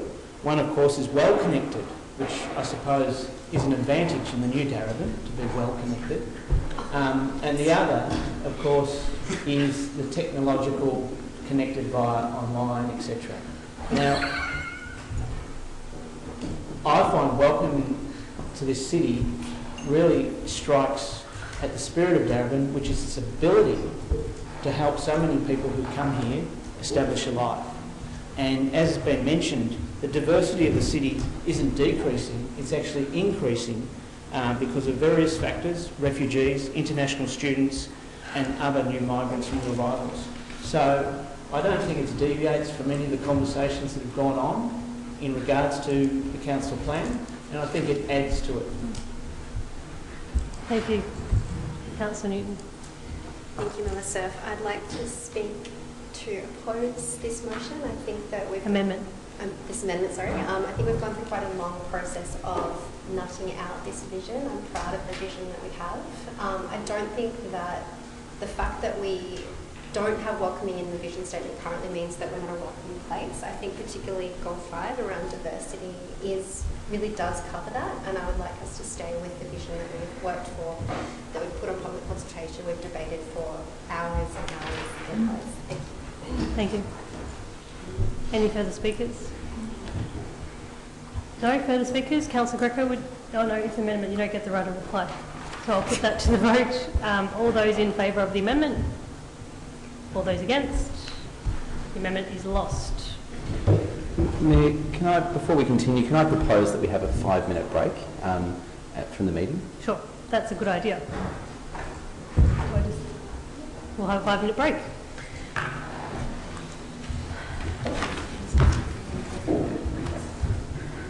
The speakers and camera will remain on, just so that you're conscious of that.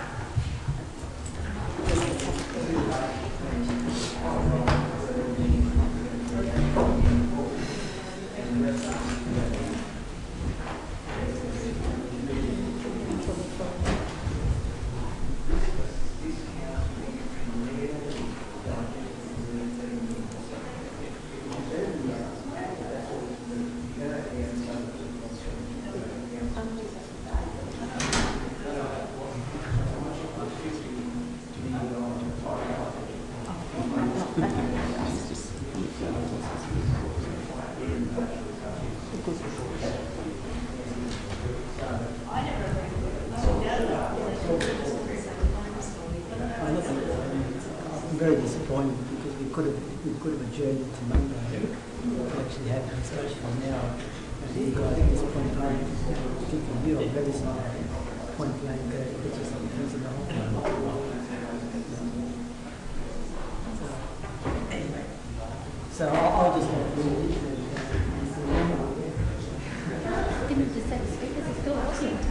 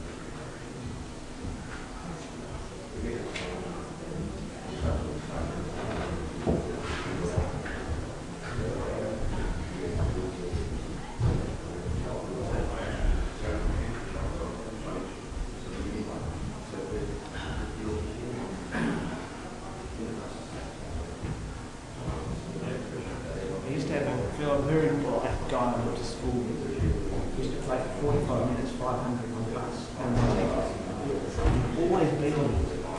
He ended up having 600 employees removing asbestos. It's really smart guy. But when he was there, I've always beat him on his head.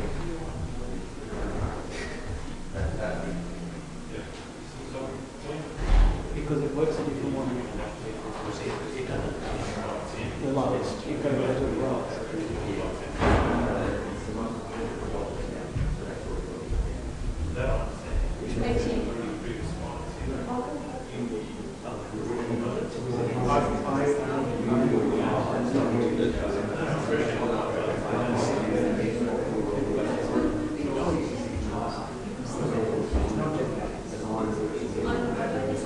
I know.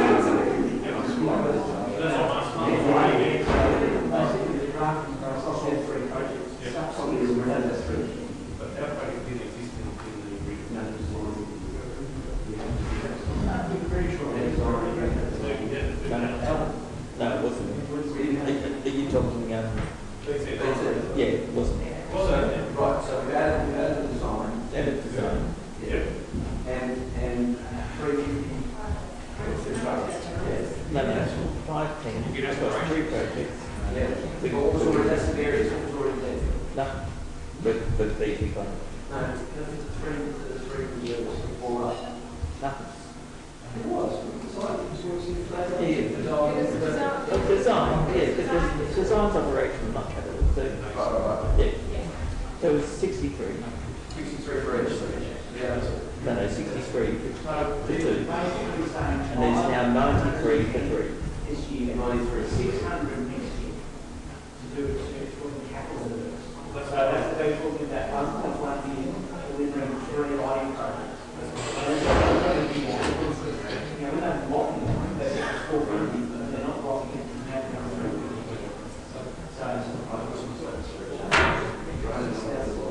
No, I appreciate that. This is about community expectation. So I just want to be clear. Not thinking a little bit of potential waste. So the intent is designed to be no,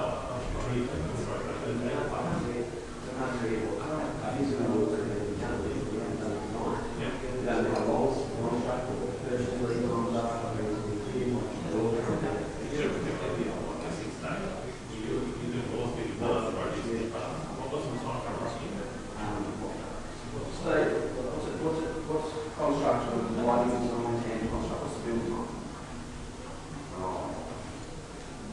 time? Design and build. Design and build. There we go. It's 6 months a lot. We don't make big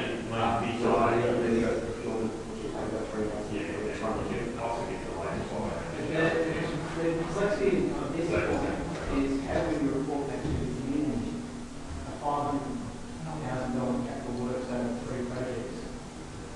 How do we actually community cap what's going to happen? We know over the 2 years, the 3 will be completed. That you can't actually, you can't necessarily talk to people, nothing will happen for 12 months. Design go to market contract. But do you appreciate the confusion that the recommendation was that we just design this year and we get the contract next year. And then we're going to think they've got the light by the end of the following financial year. yes, what we got two financial years? That's right. Yeah. What obviously we're trying to do is to give everybody, and the recommendation that we do design for all streams, that we start construction for current. So you get some works happening, so that it's like this, we're in the first half of the second year, financial year, which completion. Yeah, I'm with you. So, where is the balance? The balance will come in the subject budget.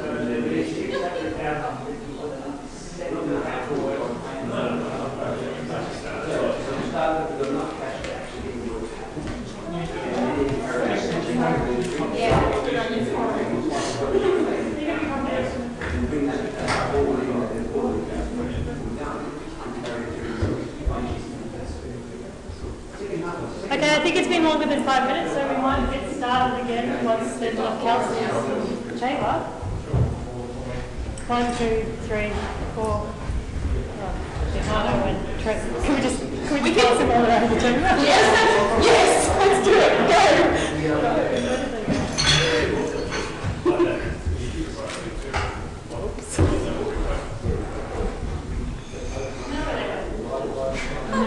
Councillors' room? No, there's nobody in there. I just came from there. Who are we? This tastes awful. Oh no, too cold. Too cold.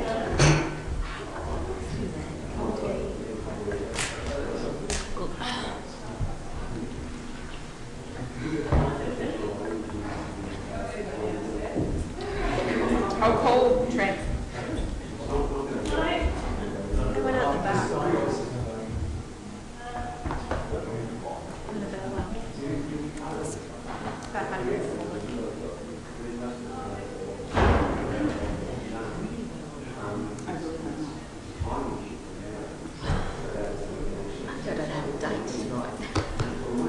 Have you found it?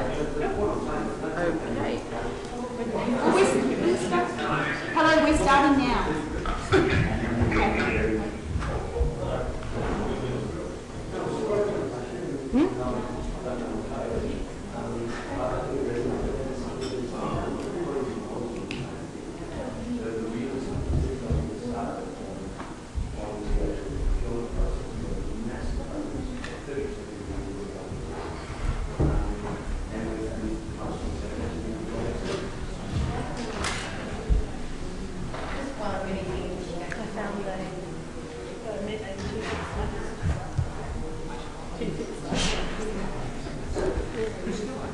Oh my goodness, I thought this was going to be a quick night.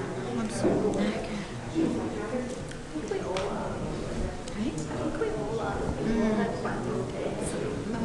Monday night meeting. Okay, councillors, we might make a start again. We have a motion in front of us that is as per the officer's recommendation. Councillor Greco, did you have any further amendments you wish to propose? Okay, look, I have another further amendment, and it's in relation to the section that deals with our big actions. And there are three points there that I'd like to include into that section. And I think they'll come up on the screen.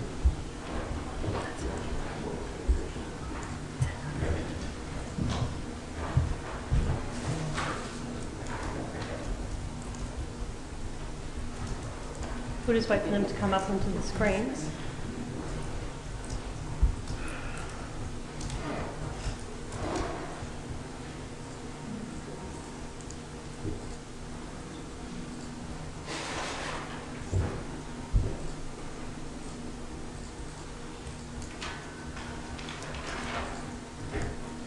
So just to be clear, this is an additional big action. The first one? Or is it here somewhere? Happy to second.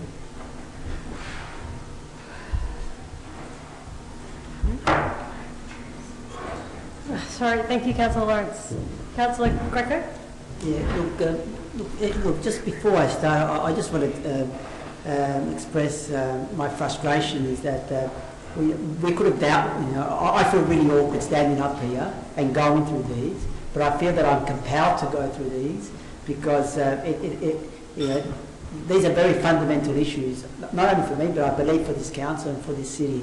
And we had a way forward, which was to adjourn to Monday in order to work out these things. Now, instead, I have to stand up here and go through these things because it's just the last opportunity that there is in order to get these things, these important things, into the council plan. So I'll just go to the merits of the thing. I know I've eaten up a minute of my time, but I'll go to the merits of what.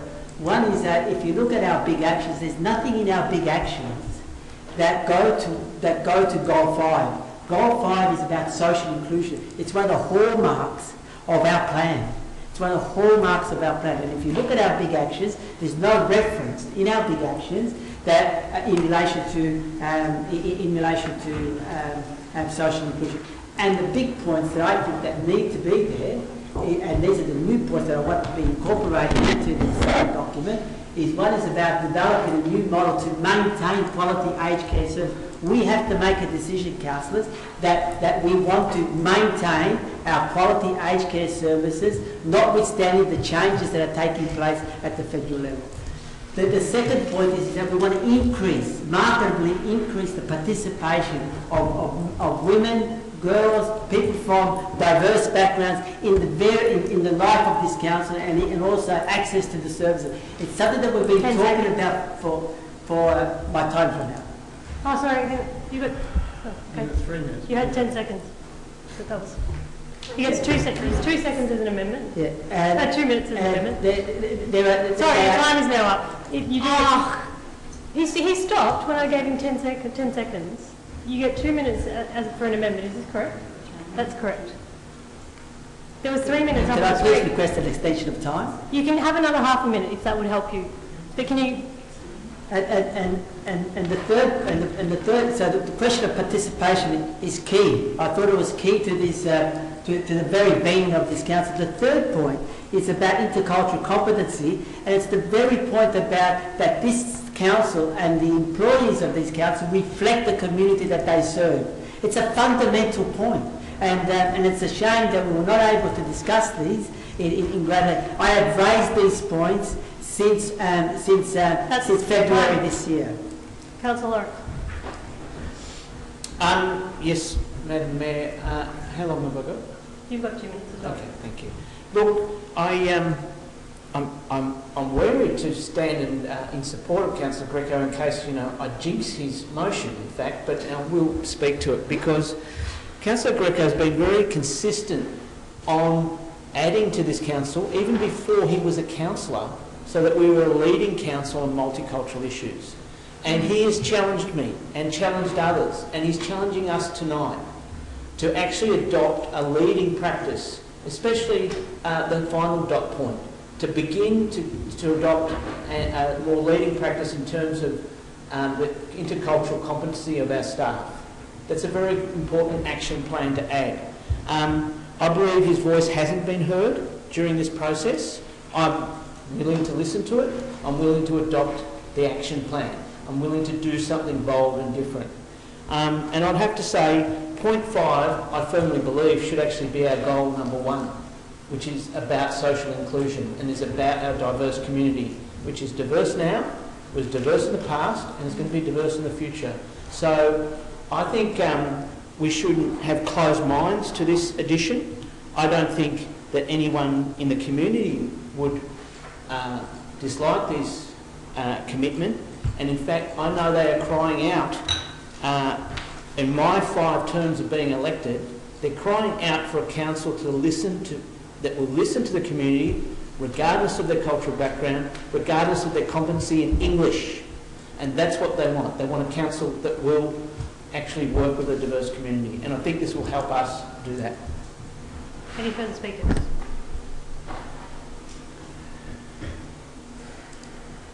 Sorry, I'm actually struggling to see how Councillor Greco's proposed amendments fit into the relevant section. If I can just ask... Page 6. Page 6. There's a list of big actions. Oh, that's not the version of There's sections here that, sorry, just to be clear, there's sections here that are listed in red and sections that are listed in black. And so if we can just get some clarity about which are new words so that we're clear on what we're voting for. Because so just to be clear, none of these actions are listed as our big actions and they are to be included on page 6. Some of them are existing wording that has been changed which relate to others, you can find them within the goal. So there is a goal 2.1 that says something else and Councillor Greco has amended the words. Same with 5.1. It looks like the one underneath it is completely new. Does that make sense? Well, actually, that probably raises a second question.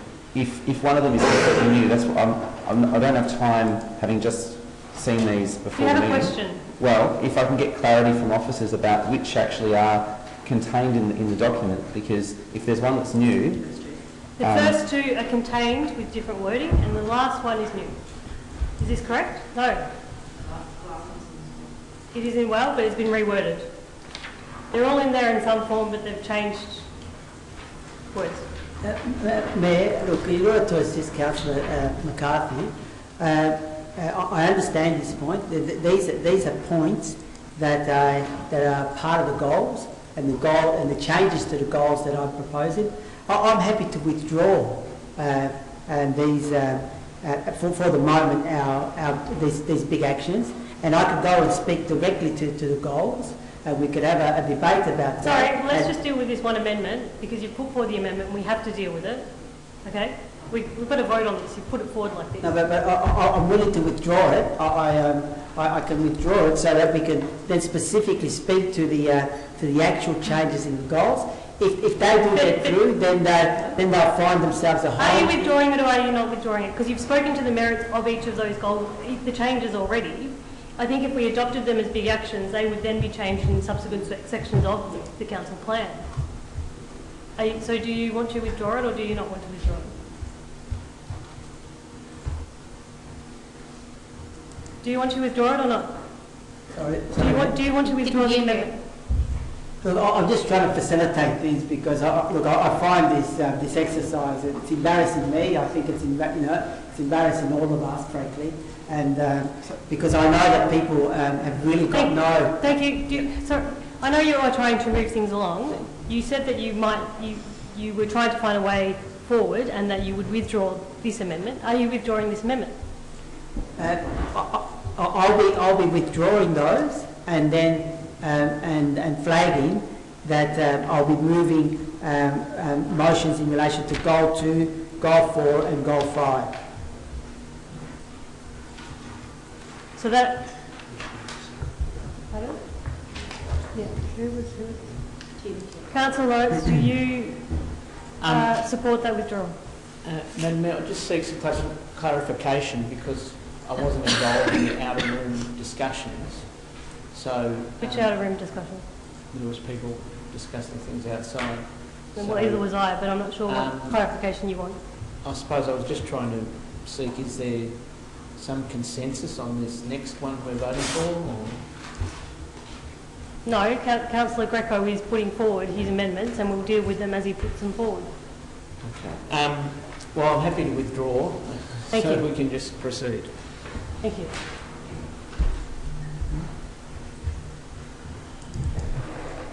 Okay, now I'll move goal number 2. And goal number 2, the changes that I want to move, they'll be listed up there. And I can go through the explanation of what I'm proposing.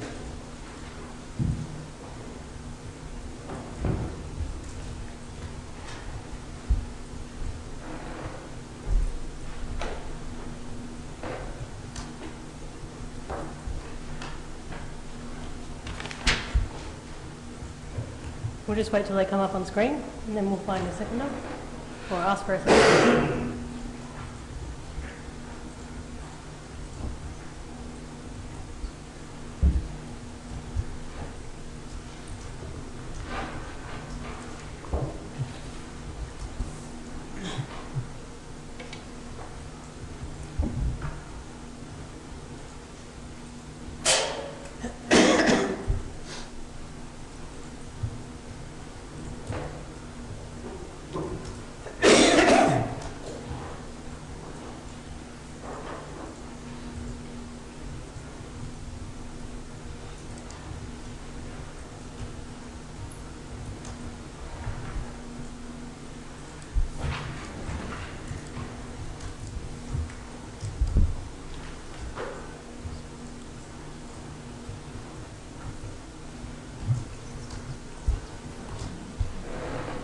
Okay.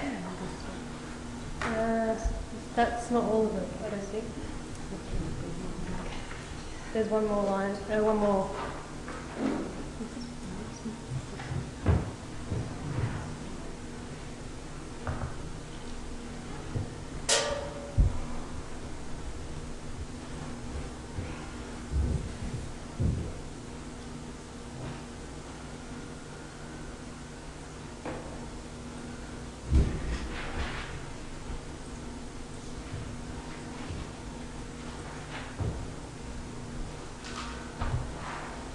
Is that all?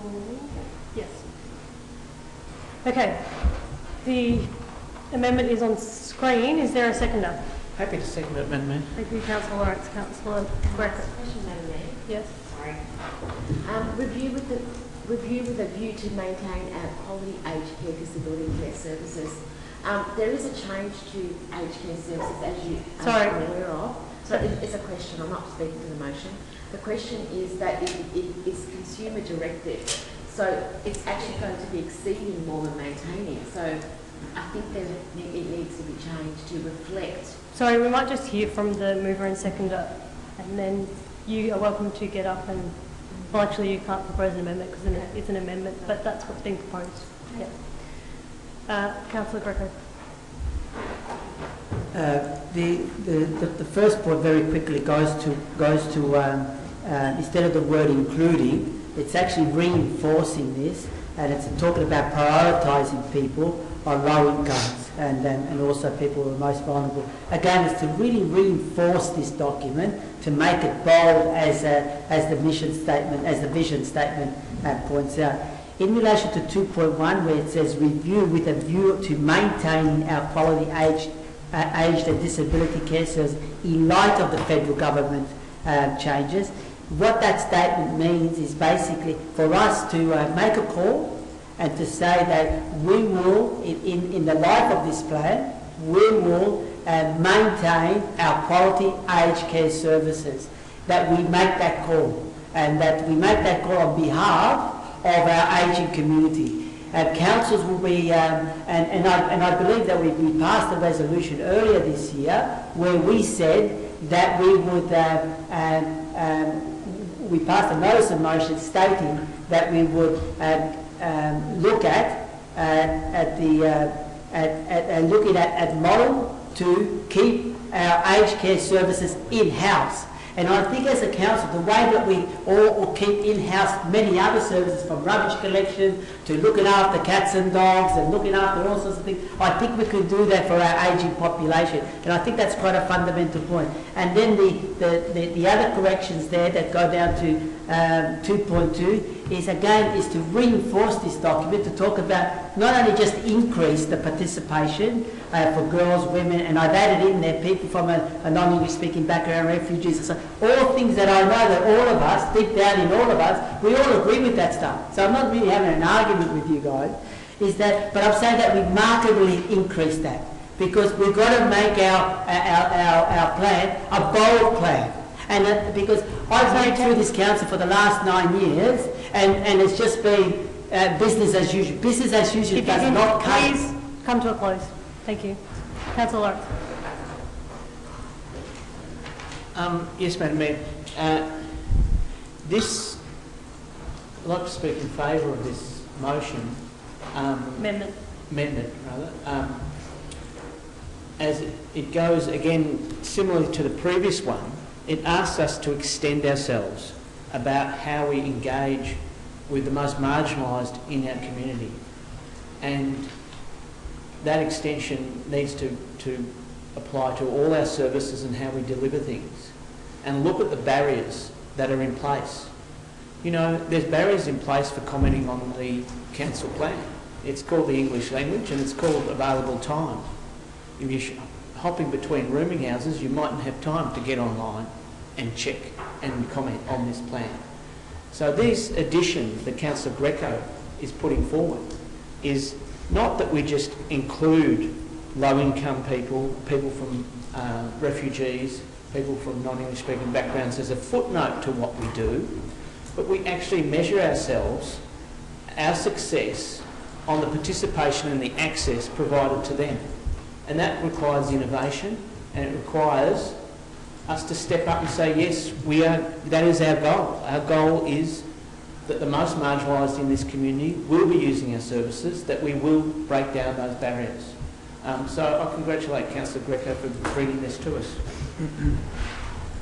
Councillor McCarthy. Can I ask a question through you, Mayor, or maybe to you, but maybe to officers for assistance? Given that we're effectively wordsmithing paragraphs in a chamber, you know, I agree with some of these changes, but not all of them. Inclined to want to vote for some, but not all. I'm wondering whether we can move a suspension of standing orders so we can actually move away from the formal procedure, because at the moment you actually can't deal with this in a meaningful way that I think pays credit to all the residents that have actually made submissions that haven't been able to be consulted on these words.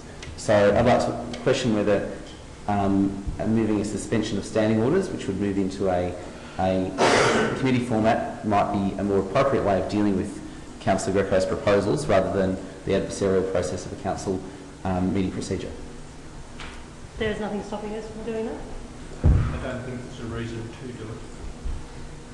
You would need to identify a reason why you would be in committee. Is it to do with contractual matters, personnel matters, legal matters? It's not in camera. Not in camera, sorry. To move a suspension of standing orders so that we don't have to just follow the local law. We can have a discussion about this. Nothing to prevent that. Would you like to move a procedural motion to that effect? I'd like to move a procedural motion that we suspend standing orders. Thank you. Is there a seconder? Thank you, Councillor Rennie. All those in favour? That's carried. So should we deal with this one that's on screen right now? So we just discuss. Yep. You can. Okay. I'm going to speak to that. I think we have to... Sorry, we don't have to speak to it in any formal way. Do you agree to the words that are on the screen? Are there additional words that you want to change? Okay, all right. Great.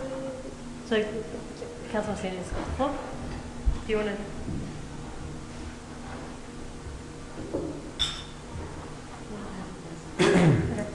Councillor Greco explained my question about review.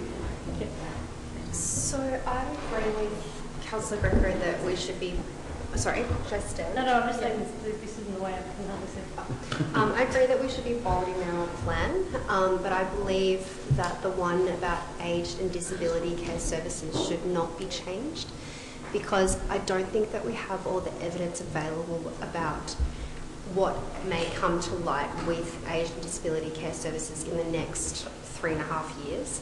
So I'm actually pretty happy with the other ones, but I think the ones around aged and disability care changes I can't support.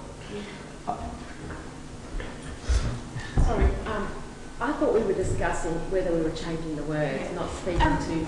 No, we're not speaking to it. We're having a discussion about the words that are being proposed, and so that when we do move back into standing orders, we don't have to have a debate over it. Okay.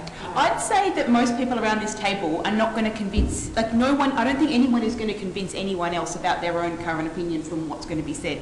So, I mean, can we do a straw poll of each of these things? No, we can't do a straw poll, but Councillor McCarthy, for example, wants to make more changes to this. Okay. And probably because yeah, all right. Well, So I suppose, speaking frankly, and hence the suggestion that we suspend standing orders, so that we can actually raise some issues. There's two types of issues here. One is procedural issues, which is that we're talking about changing words in both the council plan and we're debating both the council plan. And I don't think there's any amendments to the action plan from memory. Is that right? There is amendments to the action plan. It's flow-on. What I would say, and that's why I raised the question, under 2.2, where it says review with a view to maintaining our quality aged and disability care services, the emphasis there, and the word I actually have trouble with is the word maintaining, because council may in fact wish to increase. Council may wish to do a whole range of things. I think the problem is that from a procedural point of view, if you say you are going to review something, you're reviewing it with a whole range of options on the table. And I think it's actually problematic when you say review with a view to maintaining, rather than actually looking at all the options. One of the options may in fact be increasing. It may be changing the types of aged care and disability services that we offer. One thing that experts in this space have said is that the aged care services that are currently delivered by councils may in fact not be the right ones in the future because of the changing needs of our population. Now, this is a critical question that we need to examine, and that's why I think the wording in a council plan is deliberately not so prescriptive that it locks you into one pathway, but rather gives you some options. This is a 4-year plan, and I made the point before that some of the things in the council plan actually get altered from year to year as part of that review process. But we actually need to be really careful not to jump the gun on some of this stuff. One of the things that we've noticed with our aged care clients is that some of them have moved away from council services because they actually don't want to be reliant upon the traditional welfare model others have. Take the words. So my question here, and it's an appeal to Councillor Greco, is that some of these changes have a lot of merit. I don't think they necessarily significantly transform the whole goal. But that one in particular is problematic for that reason that I outlined. So I have suggested previously that we carry these over. We have an opportunity to review them, and I think that's a much better way forward. The one about increasing participation for girls, women, COLD, I mean, I think that's the problem. That COLD is a technical term. Refugees, asylum seekers, there's a lot of other groups, Aboriginal Torres Strait Islanders, that actually aren't listed in that section. Now, it's not a perfect sentence, no sentence is, but if the intent there is to actually increase groups that are underrepresented, then that maybe is the language that should be considered. The reason why there's a reference to increasing participation for girls and women and low-income residents is that council's data has actually said that they are the groups that actually have some of the lowest access and lowest participation rates in some of those facilities. And okay, Councillor McCarthy, you've had a fair run. Let's move on to Councillor Sorry, Councillor Rennie. I mean, Sorry, I just asked Councillor Rennie to speak. my issue is not so much with any proposed word change, it's with process. And I don't think it's satisfactory on a plan that was written months ago, that's been in the public domain for some time, that has been out to the public, and they saw this plan, they gave us feedback on the words that were proposed, not on these words. You know, partly one of the things we heard from people in various advisory groups is that some wording upsets or offends. You know, the plan as it was went out to those groups, it went out to our community, and they gave us feedback. I think we're on dangerous ground if, after receiving their feedback, we then put in place different changes so that what goes back to them is not actually what they saw, nor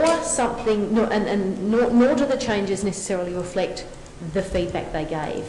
And, you know, to me, this is really a process issue. And I think that, you know, perhaps there are many ways in which, as a council, we could improve our processes. It's a shame that we have to start like this. You know, we've been trying to get better at not putting amendments up to motions on the floor, to circulating them in a more timely manner.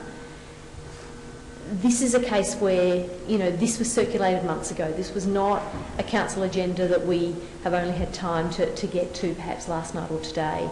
And I think that that's the real problem that we're dealing with at the heart of this issue. So whilst, yes, you know, some wordsmithing might result in a slight improvement here or there, none of the changes, other than the one about review with a view to maintaining our quality age services, none of them are actually transformational. None of them are fundamental to what we're trying to achieve in the plan. So, you know, none of them reflect that we've made a mistake in the plan. I don't think we have made a mistake in the plan. I think it's a really good plan.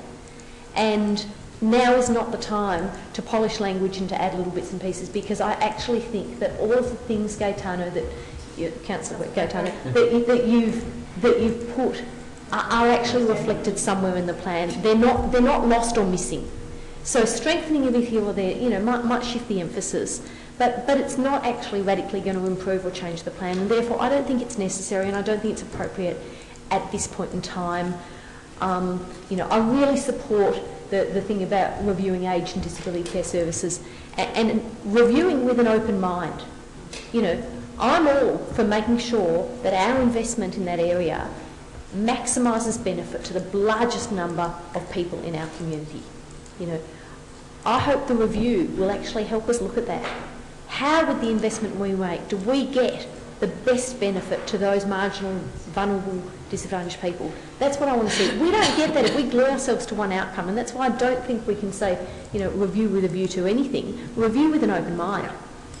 And so, you know, I really can't support that, but I can't support the whole concept of actually tinkering with words at this stage in the process. Madam Mayor, point of order. Councillor Lawrence, yes. Well, there is no point of order because we're... Well, there is a point of order because this is still a meeting. And relevance still matters, and you're chairing still.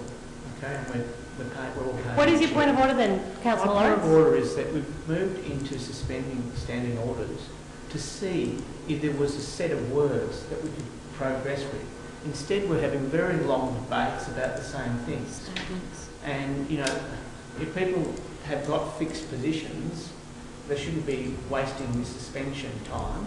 Either there's some solution for this, or we just need to go back and vote on it. Well, at any point in time, someone can move a motion to resume can I standing ask, orders. Can I say something? I need to clarify something, because a couple of things that people have said, that councillors have said here, and that is, moving forward with the aged care services, the consumer is control of the funds. It is no longer the council who is in control of the funds. So let's make that clear, because there's a little bit of myths going around here. So they are control. They control their services. Council will not control their services. Councillor Mee. I just wanted to second everything said by Councillor Rennie. There's nothing I can say better than she has. I don't think that 10 o'clock at night, when we could have, anyway, when we've been going through this for so long, is the right time to do this. So I will not support any changes. So I'll just say that now. Thank you. Does anyone want to move a motion to resume standing orders? Can I just say, if I can, just a few words? some councillors mentioned words and how words perhaps don't add any significance and value. And again, I just personally I find it very compelling to use different words because I think they emanate a different message, both for our council, for our staff, and for our community. For example, using the word including instead of prioritising, that's a significant difference because that has resource implications in terms of what do we do first, what do we pay most attention to. Using words like markedly increase rather than just increase. We know that the participation of women, girls, and I'm happy to add all the other Aboriginal and Torres Strait Islanders and things. I'm happy to add all that because we know that they are clearly underrepresented and we need to put that in. In regards to the review with a view to maintain, I'm happy, as Councillor McCarthy said, that maintaining and improving. I'm happy to include the word improving if we don't want to go backwards. I'm happy to do that. And picking up on what Councillor Messina said, is that what I'm suggesting is that the council, that the money goes to the client, that the council stays in the business of offering a choice to our elderly community that if they want to buy a service, that they can buy the service from us. And then the other point was raised about, well, we haven't seen this stuff. No submissions have come. Well, councillors, I mean, it's not really my place to repeat this because I think we're all aware of this, is that the very groups that we're talking about are the very groups that are underrepresented in terms of when we go out and consult. They're the very groups in terms of our pensioners. And I know, for example, in the active aging and advisory committee, that's their main concern, whether the council is going to stay in or move out of providing private aged care services. Now, they didn't come and put a submission and things like that in all of these fancy documents and things like that. It's done by other means. People tell me these things. I move around those sort of circles. We might go back. Yeah. So I just want to sort of reinforce that point because what I like to say... I think that you can use your... Oh no, you don't have a right to reply. Okay, sorry, keep going. Finish. You're welcome to finish your sentence, go. If I could just rather, is that... I've lost my train. Sorry. But just to, is that we're talking about groups in our community that are naturally not organised to provide that representation to council, right? And by just simply saying, I think it's sort of more sort of a procedural sort of argument to say, well, we never heard them, they were never here, they were not in the chamber, we never heard them, we never received their papers. I just think that we know that sort of information doesn't come through those formal channels. That's why we have a social inclusion unit in this council. Okay, so, thank you. Okay, that was more than a sentence wrap up. Sorry, before we resume then, can I just get clarification from officers, because I'm struck by what Councillor Greco said. I'm also struck by the fact that Councillor Greco is putting forward some suggestions in good faith to the document to try to pick up the intent that I think I just heard, which is about how do you pick up issues that may not in fact been picked up in the consultation process. I think we all share that commitment. What I'm concerned about though is actually prejudging what those inputs would be, and so I don't actually feel comfortable inserting words at this stage when we actually haven't got the evidence base of consultation. So what's your point of clarification? So my point is actually about the scope for council to treat its council plan not like the document which I think the previous one was in some respects, which is a document you adopt at the start of the term, officers look at it, councillors look at it once a year, but actually for it to actually have a bit more life. And so the scope for council to actually adopt the council plan, commit to it, get on with the process of starting to implement what is a very ambitious agenda, but also have a process of doing, as part of a commitment to inclusion, find ways to continue to engage people around exactly those issues Councillor Greco said. what would that look like from an officer's perspective? I'd be keen to know, because it's not what the statutory process provides for, but I think it's a valuable question Councillor Greco's raised. Hang on, we'll just get a response first to Councillor McCarthy. I'm not exactly sure what you're asking. Can council change the plan? No, I think Councillor McCarthy's question is to the officers, I think more broadly, but under the leadership of the CEO, around this document being a living document, a document that guides the work of council, because in his experience that hasn't always happened. And so the capacity, that was the question. the capacity between now and the annual review for council to actually continue to engage around some of these points, rather than trying to insert them in now, to actually have a process around that. The plan can be amended as often as the council wishes. It must be reviewed, not necessarily amended, but must be reviewed annually. You can amend it as often as you wish. Can I suggest... The second thing, though, that I think has been raised here is the very reason why ATARO is, I use the word, pushing this, and that is because I think he wants it to be very instructional to management. You know, prioritising people on low income and everyone's money. That is why it's why he's doing it, I think, and it ought to be the objective of any council plan. You know, this is a different plan. The goal of having it pointed and pointy and different and big actions and it jumps off the page at you, so to speak, is that we take it away. You know, we've already blocked out our diaries with the action planning that has to occur if and when you ever adopt this bloody thing. So that's for sure. That's what it's got to be. So it doesn't make it any easier because ATARO thinks it's not as instructional as it should be.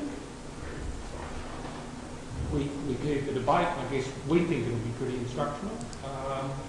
You can amend it any time you like,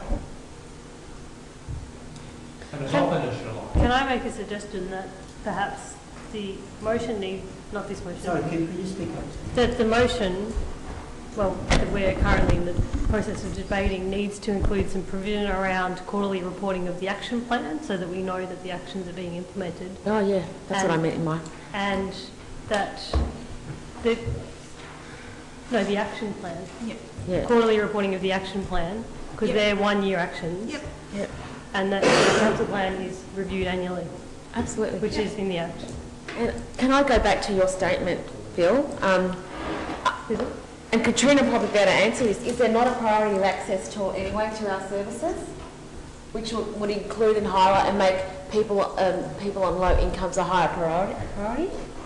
Do people with low income already get prioritised? And my question is there a priority of access to services for council at council? Depends on what it is. It depends on which services you're talking. And some of those are state government, like it's 3-year-old kinder. Okay. There are certain groups that are identified and the state will pay for those, so that prioritises them. And there are low priorities, but that's how it sits. Okay. We don't have, like in our care services, council's committed to not having a cap or a waiting list, so we don't. You don't need to prioritise. Yeah, and it will have to be reviewed because there will be no waiting lists after 2019 anyway for aged care services. Well, it could be if they all choose us. Sorry, I didn't mean to laugh. Sorry. Okay, can we move on because it is horrible. Can I just make a focused on it? But see, why I've included this is because then it leads on to specific action plans, you know, and it's the specific action plans that need to be done, like in our first year as part of that, like things like like conducting a diversity profile of our workforce. Why do we need that? Because in a way we don't have a. Okay, you're starting to debate the amendment. An amendment that we're not even considering now. And I know I know we've suspended standing orders, but we can sit here and continue to talk about it without standing orders, but we're debating now. We're not trying to negotiate a way forward. No, but we're not trying, there's no negotiation here. You're just responding to issues people have raised, and we're not finding a way forward.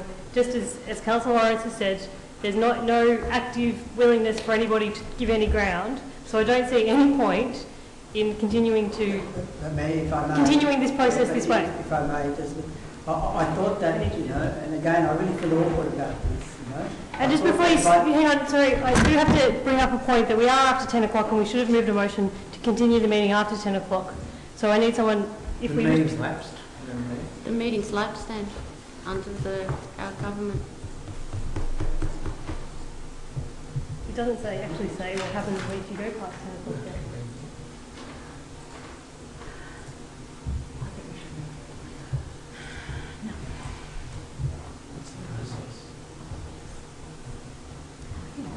There isn't actually anything in the local law to say what happens if we don't pass a motion to extend, so I'm not sure that you can say that it's lapsed. It doesn't say if you don't pass a resolution after 10 that it's lapsed. I'd like to but someone can pass a motion to say that we can continue.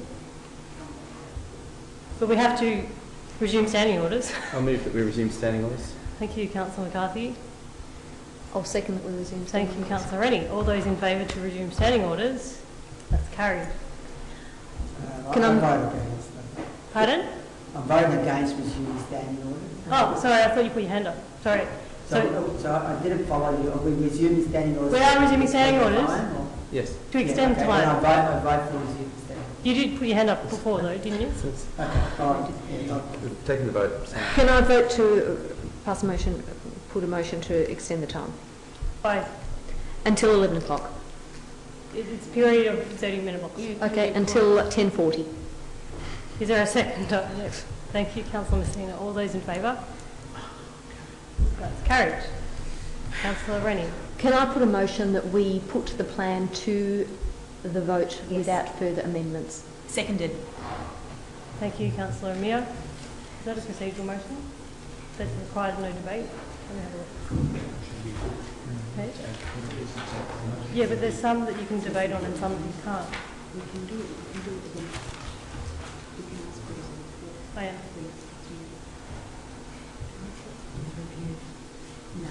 Can there be a debate? No. Councillor Mayor, Lawrence? just if we could get some kind of clarity, we suspended standing. We've got to deal with this amendment in front of us. We've got to deal with the amendment, don't we? Yes, that's true. We might just undo, so we haven't got, we'll deal with your procedural motion after we deal with this live amendment. So, Councillor Rennie. Can I put a motion that we vote on this motion, this amendment immediately, with no further debate? You can. Thank you, Councillor Amir. All those in favour to put this amendment to a vote? And against? Put the amendment to vote on this amendment. Procedural motion to a procedural motion to put this amendment to the vote. All those in favour? Of putting it to the vote. All those in favour of putting this amendment to the vote. We're not voting on the amendment, we're voting on whether we put it to the vote. Okay. Against? That motion is carried. Now, we'll go to the vote on the amendment. All those in favour of this amendment? You support the amendment? To support the amendment. All those against? That amendment is lost. Councillor Rennie. Can I return to my procedural motion that we put the council plan to the vote now with no further debate?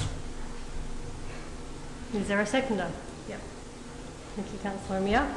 Mayor, just a question. This motion will effectively deny anyone rights to speak, including those in opposition? Yep. According to our local laws, the procedural motion to close the debate, there cannot be a debate, according to Schedule 2 of procedural motion. Is that your question? Yes. Well, I'll just indicate my opposition to we can record that opposition if that's. And but we haven't voted on it yet. And I'd like to speak against that motion.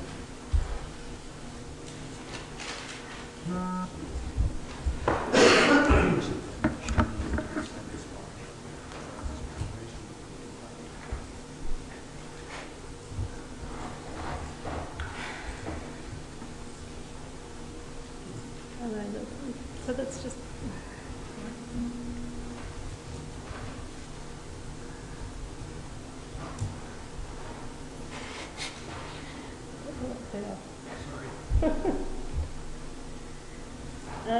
okay.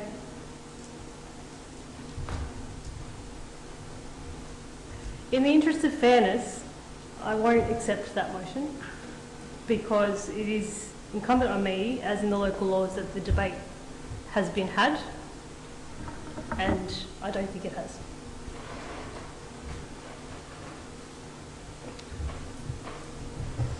Are there any further speakers on the motion as it stands? On this motion? On this Not that motion. On the substantive motion? Can we get this off the screen? I'd like to... Hang on, just before we get up. We're going back to the substantive motion, which is as listed in the agenda. Councillor Amir moved it and Councillor Rennie seconded it. I don't think there have been other speakers yet. Is that right? The council plan? Oh, Councillor McCarthy and, sorry. Oh.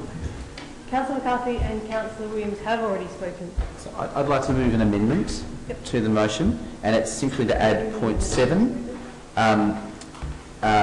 And I think, if I'm correct, and it's just picking up your point before, Mayor, point 7 would be receive quarterly updates on the action plan, on the progress of the action plan, and provide a process back to council. So provide a process for potential word changes to the document to be considered later in 2007. Yep. 17.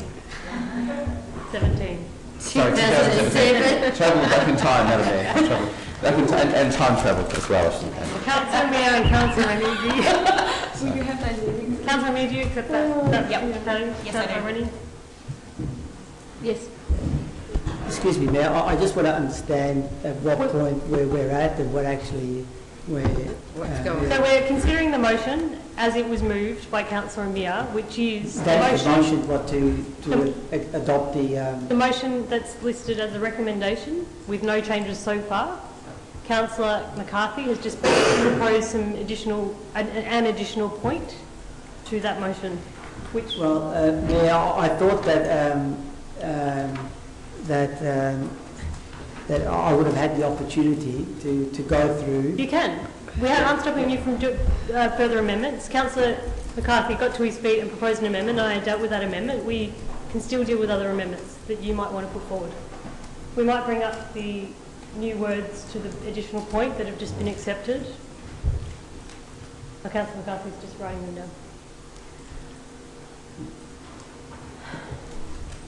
Are there further speakers now? Mayor, if I may, just a point of order, if I may. I'm just a bit taken aback that I wasn't invited, because I said that I had a list of amendments, and then instead, in the process, Councillor McCarthy has been able to... What's the point of order, Councillor Greco? Because there is nothing stopping you now from getting to your feet and proposing an amendment. This one? This one's been accepted by the movement. Yeah. Yeah. So now, the floor is open to anyone who wants to speak to this. Well, just to clarify that that point should actually read potential word changes to the above plans later in 2007. So just to specify what I'm referring to there.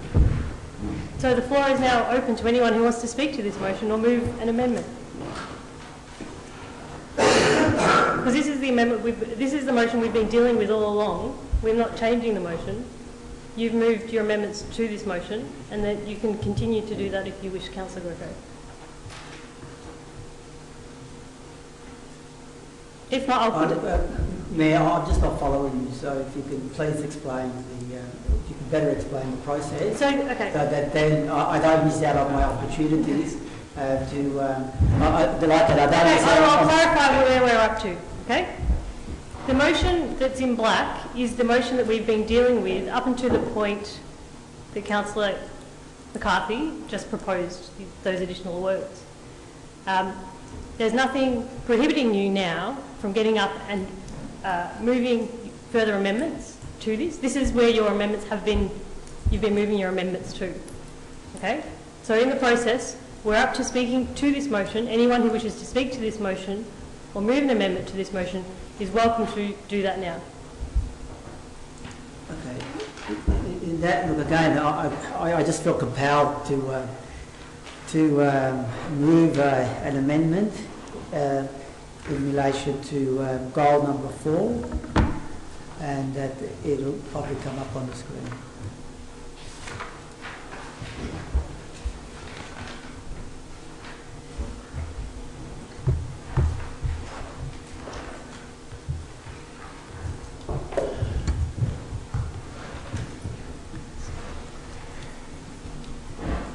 Okay, I'll just quickly talk this. I think it's quite self-explanatory. Just before you talk, is there a seconder for that amendment? Happy to second the motion. Thank you, Councillor Lawrence. Councillor Greco, you have 2 minutes. Very quickly, it's quite self-explanatory. This section, Goal 4, talks about assisting and providing services to our business community. It makes, and it correctly makes, references to micro businesses, freelancers, social enterprise and non-government organisations, and I think they are a growing part of our business community here in the City of Darebin. But as we know, that in the City of Darebin, we have many business owners who are from a coal background, and that they make a very valuable contribution to the economy of this city. And I think that we need to acknowledge that. I don't think we've adequately acknowledged that in the past, and I think it's now an opportunity to do that. And that's what this motion basically goes to, this change in our plan, in our 4-year plan, so that then it actually directs, as is mentioned by our CEO, it actually not directs, but actually gives some guidance to our large business unit here in the council to not that it doesn't have a dialogue with owners of businesses who are from a coal background, but to have a greater emphasis on that. And we see this right across the city. You just have to walk up and down High Street and a lot of the shopping strips where there are businesses, business owners from a coal background. So I'm hoping that councils will embrace this because, again, it adds not only to the economy of our city, but also it adds to the colour of movement of our city. So I seek the support of councillors. Councillor Lawrence, do you wish to speak to the amendment? Yes, Madam Mayor. Look, I think while it seems like it's only a few words, it actually again signals out to our community the breadth of our open-mindedness we bring to engaging in business. And one of the things that is driving innovation in the city is many migrants who are coming here with a different perspective on our local economy, a different perspective to food and culture, and new markets are emerging. So the reality is there in terms of coal business owners transforming Darebin, and I think it's good it's reflected in our plan. Further speakers? Councillor McCarthy. I'm going to speak against the changes for 2 reasons. The first is that the motion as it stands and it was accepted has a process for potential word changes. Potential word changes may in fact, to this point, and I'd be open to consider this in the future, but not tonight, may in fact specify other types of businesses, such as businesses run by Aboriginal and Torres Strait Islander people in Darebin, of which we have had a long and proud history through the Darebin Enterprise Centre. So I'm concerned about naming a particular group within our community and excluding others, and I think that's the danger with making word changes in this way. I would find it very difficult to speak to members of our Aboriginal Advisory Committee and other groups who are very interested in the potential economic development opportunities. I'd also be concerned about speaking with groups that represent young people, people that are returning to work who have gone through the back to work schemes. There's a whole range of cohorts in our community, and the danger with naming one and not actually referencing others means that you imply exclusion. So there is this... sorry, can I be heard in silence? Councillor Lawrence. So my concern with this, with all these word changes now, is that we run the risk of actually having unintended consequences. There is a process, it's clear in the motion, and that is that potential word changes can be made to the council plan through a proper process. And the process is available, as is outlined in the motion, to make some changes to the words if we need to over the next 6 months. I think that's the right way to do things. It gives us a chance to consult with the community and exhibit those changes as well. Any further speakers? Okay, I'll put the amendment to the vote. All those in favour to support the amendment? All those against? That amendment is lost.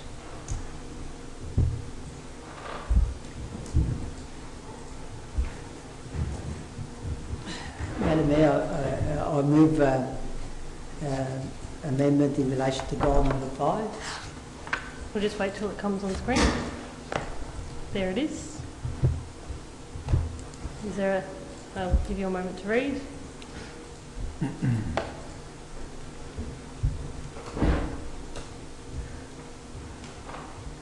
Again, Sorry, we'll just wait for it. Okay, I'll call on for a seconder.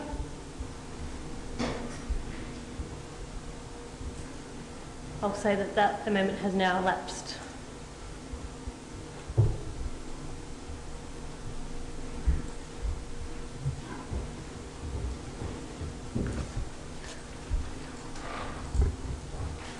Are there any other further speakers to the motion? No further speakers? Councillor... I'll move in relation to the action plan. Move a goal number 5.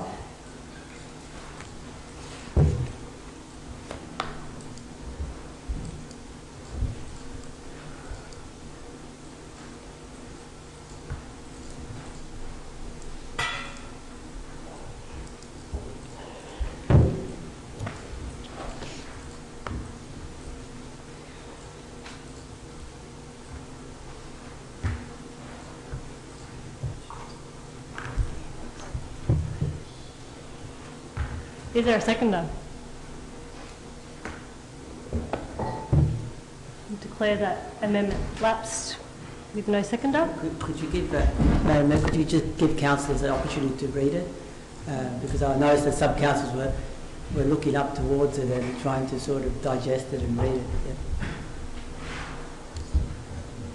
Well, I mean, if these were circulated ahead of time, I would say that councillors had the opportunity to read it. Has this been seconded? No, it has lapsed because there was no seconder. I'm sorry, Councillor Greco. I'm happy to move the motion, Madam Mayor. The amendment has been put and it was lapsed. It has lapsed.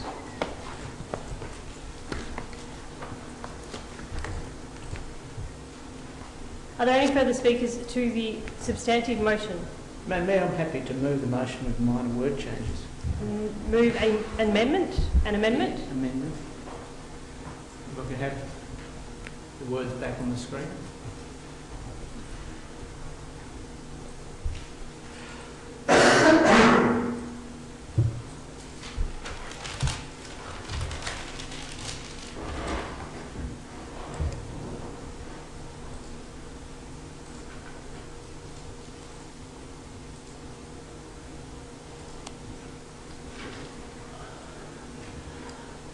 Madam Mayor, I'm happy to move this motion with the additional word in the second last dot point, continue to, the 2 words added to the front of review, continue to review.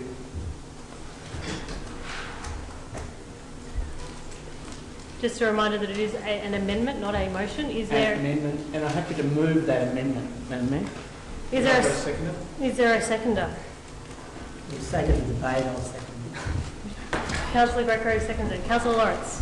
Thank you, Madam Mayor, for allowing me procedural method to come back and debate this. Again, I'm looking at this and there isn't any dot point I'd wish to exclude. These are all strong actions that a council that values diversity would want to put in their plan.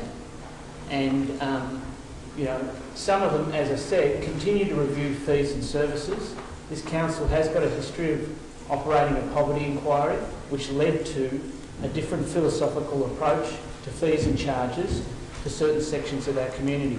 So again, I would hope that we could make that quite a clear statement to that part of our community that we're going to continue to look at how affordability impacts when we raise fees and charges.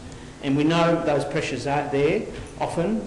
You know, why don't we have the same fees as Boroondara? And the answer is quite clear, because we have a more economically diverse community.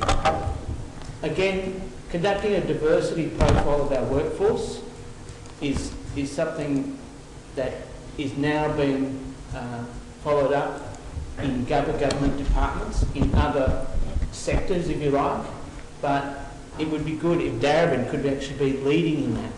And again, the community will really appreciate if we have a staff that reflects our community. And it has been history previously with the Preston City Council. There used to be a very high number of locals working in it. So I don't see anything controversial in this, and I think it extends on the conversations that have been going on in this council for some time. Councillor Greco, would you like to speak to it? Just very briefly, I've only seconded the motion for the sake that I could actually speak to it. Otherwise, I would not have the opportunity to speak to it. Just very quickly, in terms of the conducting a diversity profile of our workforce, I think that's a very critical factor, because if we are to have some sort of benchmark in relation to developing recruitment policies in regards to ensuring that the workforce reflects the community, we need that basic data. We haven't done that for many years. I remember, I think the last time it was done was maybe 6 years ago. So I think that, you know, it's something that an organisation like ours would basically do. You know, an organisation that values diversity. The other points there, and I won't harp on all of them, but the one about the apply a co-design principles and approaches to implement actions to improve communication. Often when we prepare communication strategies, it's done in consultation. We consult, but what I'm trying to reinforce there is that it's done in a co-design sort of fashion, and so that we actually directly involve the community in actually what they think is best for themselves. We're actually moving into the space with a lot of the consultations practices that we have, and this was a way of doing that. And very quickly, the last 2 points, I'll go to the last point. I think we need to do a diversity audit of our programs and services so that we know exactly who is using our services. And the second last point there, and I think that's a very fundamental point, which sets the direction, is about the review of a continual review of our fees and discounts for healthcare card holders and low income. I'll give you 10 more seconds. Thank you. Any further speakers?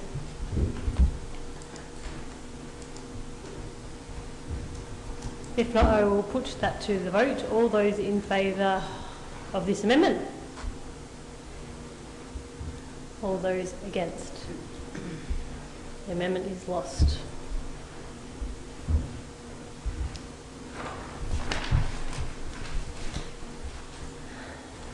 Are there any further speakers to the motion?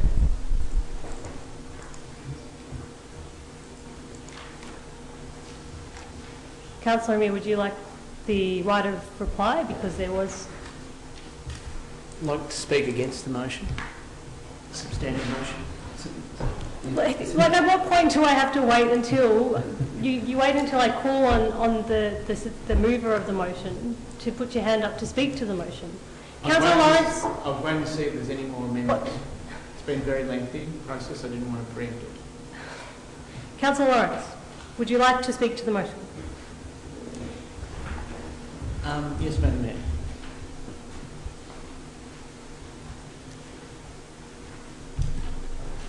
Do you want to bring it back up on screen as it stands? Yeah, that'd be handy. There you go.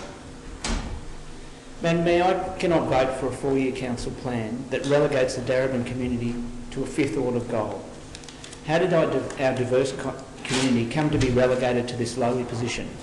Not through accident or administrative oversight, but through an active process of not listening to all of the voices of Darebin. This process has elevated the voices of a select few above the needs of our community. This exclusion and selective hearing shows a disturbing lack of leadership and a fundamental disdain for our diverse community. The community now faces a plan that looks like an energy adaptation units plan rather than a community-focused whole of council plan. This 4-year capital program has a massive sting in the tail. That sting delivers gold-plated assets to the richest Darebin postcodes and inflicts Liberal-style austerity in 2/3 of Darebin, with underfunding of our roads, drains, sports pavilions, open space and pensioner centres. This 4-year plan will deliver first world recreation in Rucker Ward, but puts on the never any equal investment in recreation assets in Latrobe Ward. This gross inequality is a clear breach of the oath we all took to serve the whole city. It's sad, I need to point out the demographic fact that makes this council plan a form of institutional discrimination that goes far beyond just geographic inequality. The 2 forgotten wards in this council plan contain the largest percentage of migrants and refugees and public housing tenants, pensioners and new arrivals, making this plan a roadmap for social inequality and ethnic exclusion. A roadmap for a 2-speed future that puts the bulk of our multicultural and low-income residents last, puts party politics 10 first. seconds. I reject the plan and call for a redrafting, as our diverse community deserves a council plan that serves the many, not the few. Thank you, Councillor Lawrence. Are there any further speakers? Councillor Greco. Look, I'm supporting the plan. Obviously, I feel that it doesn't go far enough, but I think that there are very positive aspects to this plan. As the plan says, it's a bold statement, but it's, I don't believe that it's actually there for, that it's bold enough in the areas that I spoke about before. I think that the way that the document is structured, it's structured in a way that clearly points to a future direction for council. I've been involved in the preparation of plans in previous on 2 previous occasions, and I think that this plan, with all the work that has been done by the officers, and particularly through Jeanette's work, I think the plan has something there. But again, I must stress with great disappointment that whilst it is a bold document in certain aspects, and rightly so, that it's not bold enough in relation to what I believe are some of the fundamental lenses that we need to view this city. And I remember going back, when was it, in February, where we said, I remember saying that there are a couple of lenses that the way that we have to read this city. One was obviously an environmental lens, which I am all in favour, but the other lens was in relation to disadvantage, and the other important lens was in relation to diversity in its multitude. And I just don't mean cultural diversity. I think we could have done much more in that space, and it would have been a very, very powerful document that could have set an example right across the sector. And finally, I would say is that we don't have to just do 1 or 2 things. I think we could do many things at the same time, and that's where this document is slightly lacking. Thank you, Councillor Gregory. Councillor Before we Reddy? go on, can I move a procedural motion that we extend the meeting for a further 30 minutes? I don't believe we'll need the further 30 minutes, but the half an hour that we had Thank has... you. Thank you, Councillor McCarthy. Second. All those in favour? That's carried. So we will now extend the meeting until 11:10. I think everyone spoken who wants to speak? I'll ask Councillor Amir if she would like to exercise her right of reply. I just wanted to briefly say thanks to Jeanette for the amazingly hard work. I know you've put probably hundreds of hours by now and many iterations, and of course it's been mentioned to all the hard work of the officers. This plan is a culmination of work put put together by every single team here at Just the a City of reminder, if you Darebin. wanted to direct the points that were raised against. Yes. The plan, in the plan, there is something here for everyone, all ages, all across the municipality, people from different backgrounds, different interests. The community has spoken and elected us, and we have created this plan. We continue to get positive responses through the process, and I'm really excited to be putting it into action. Thank you. I will now put this to a vote. All those in favour? And against? That's carried.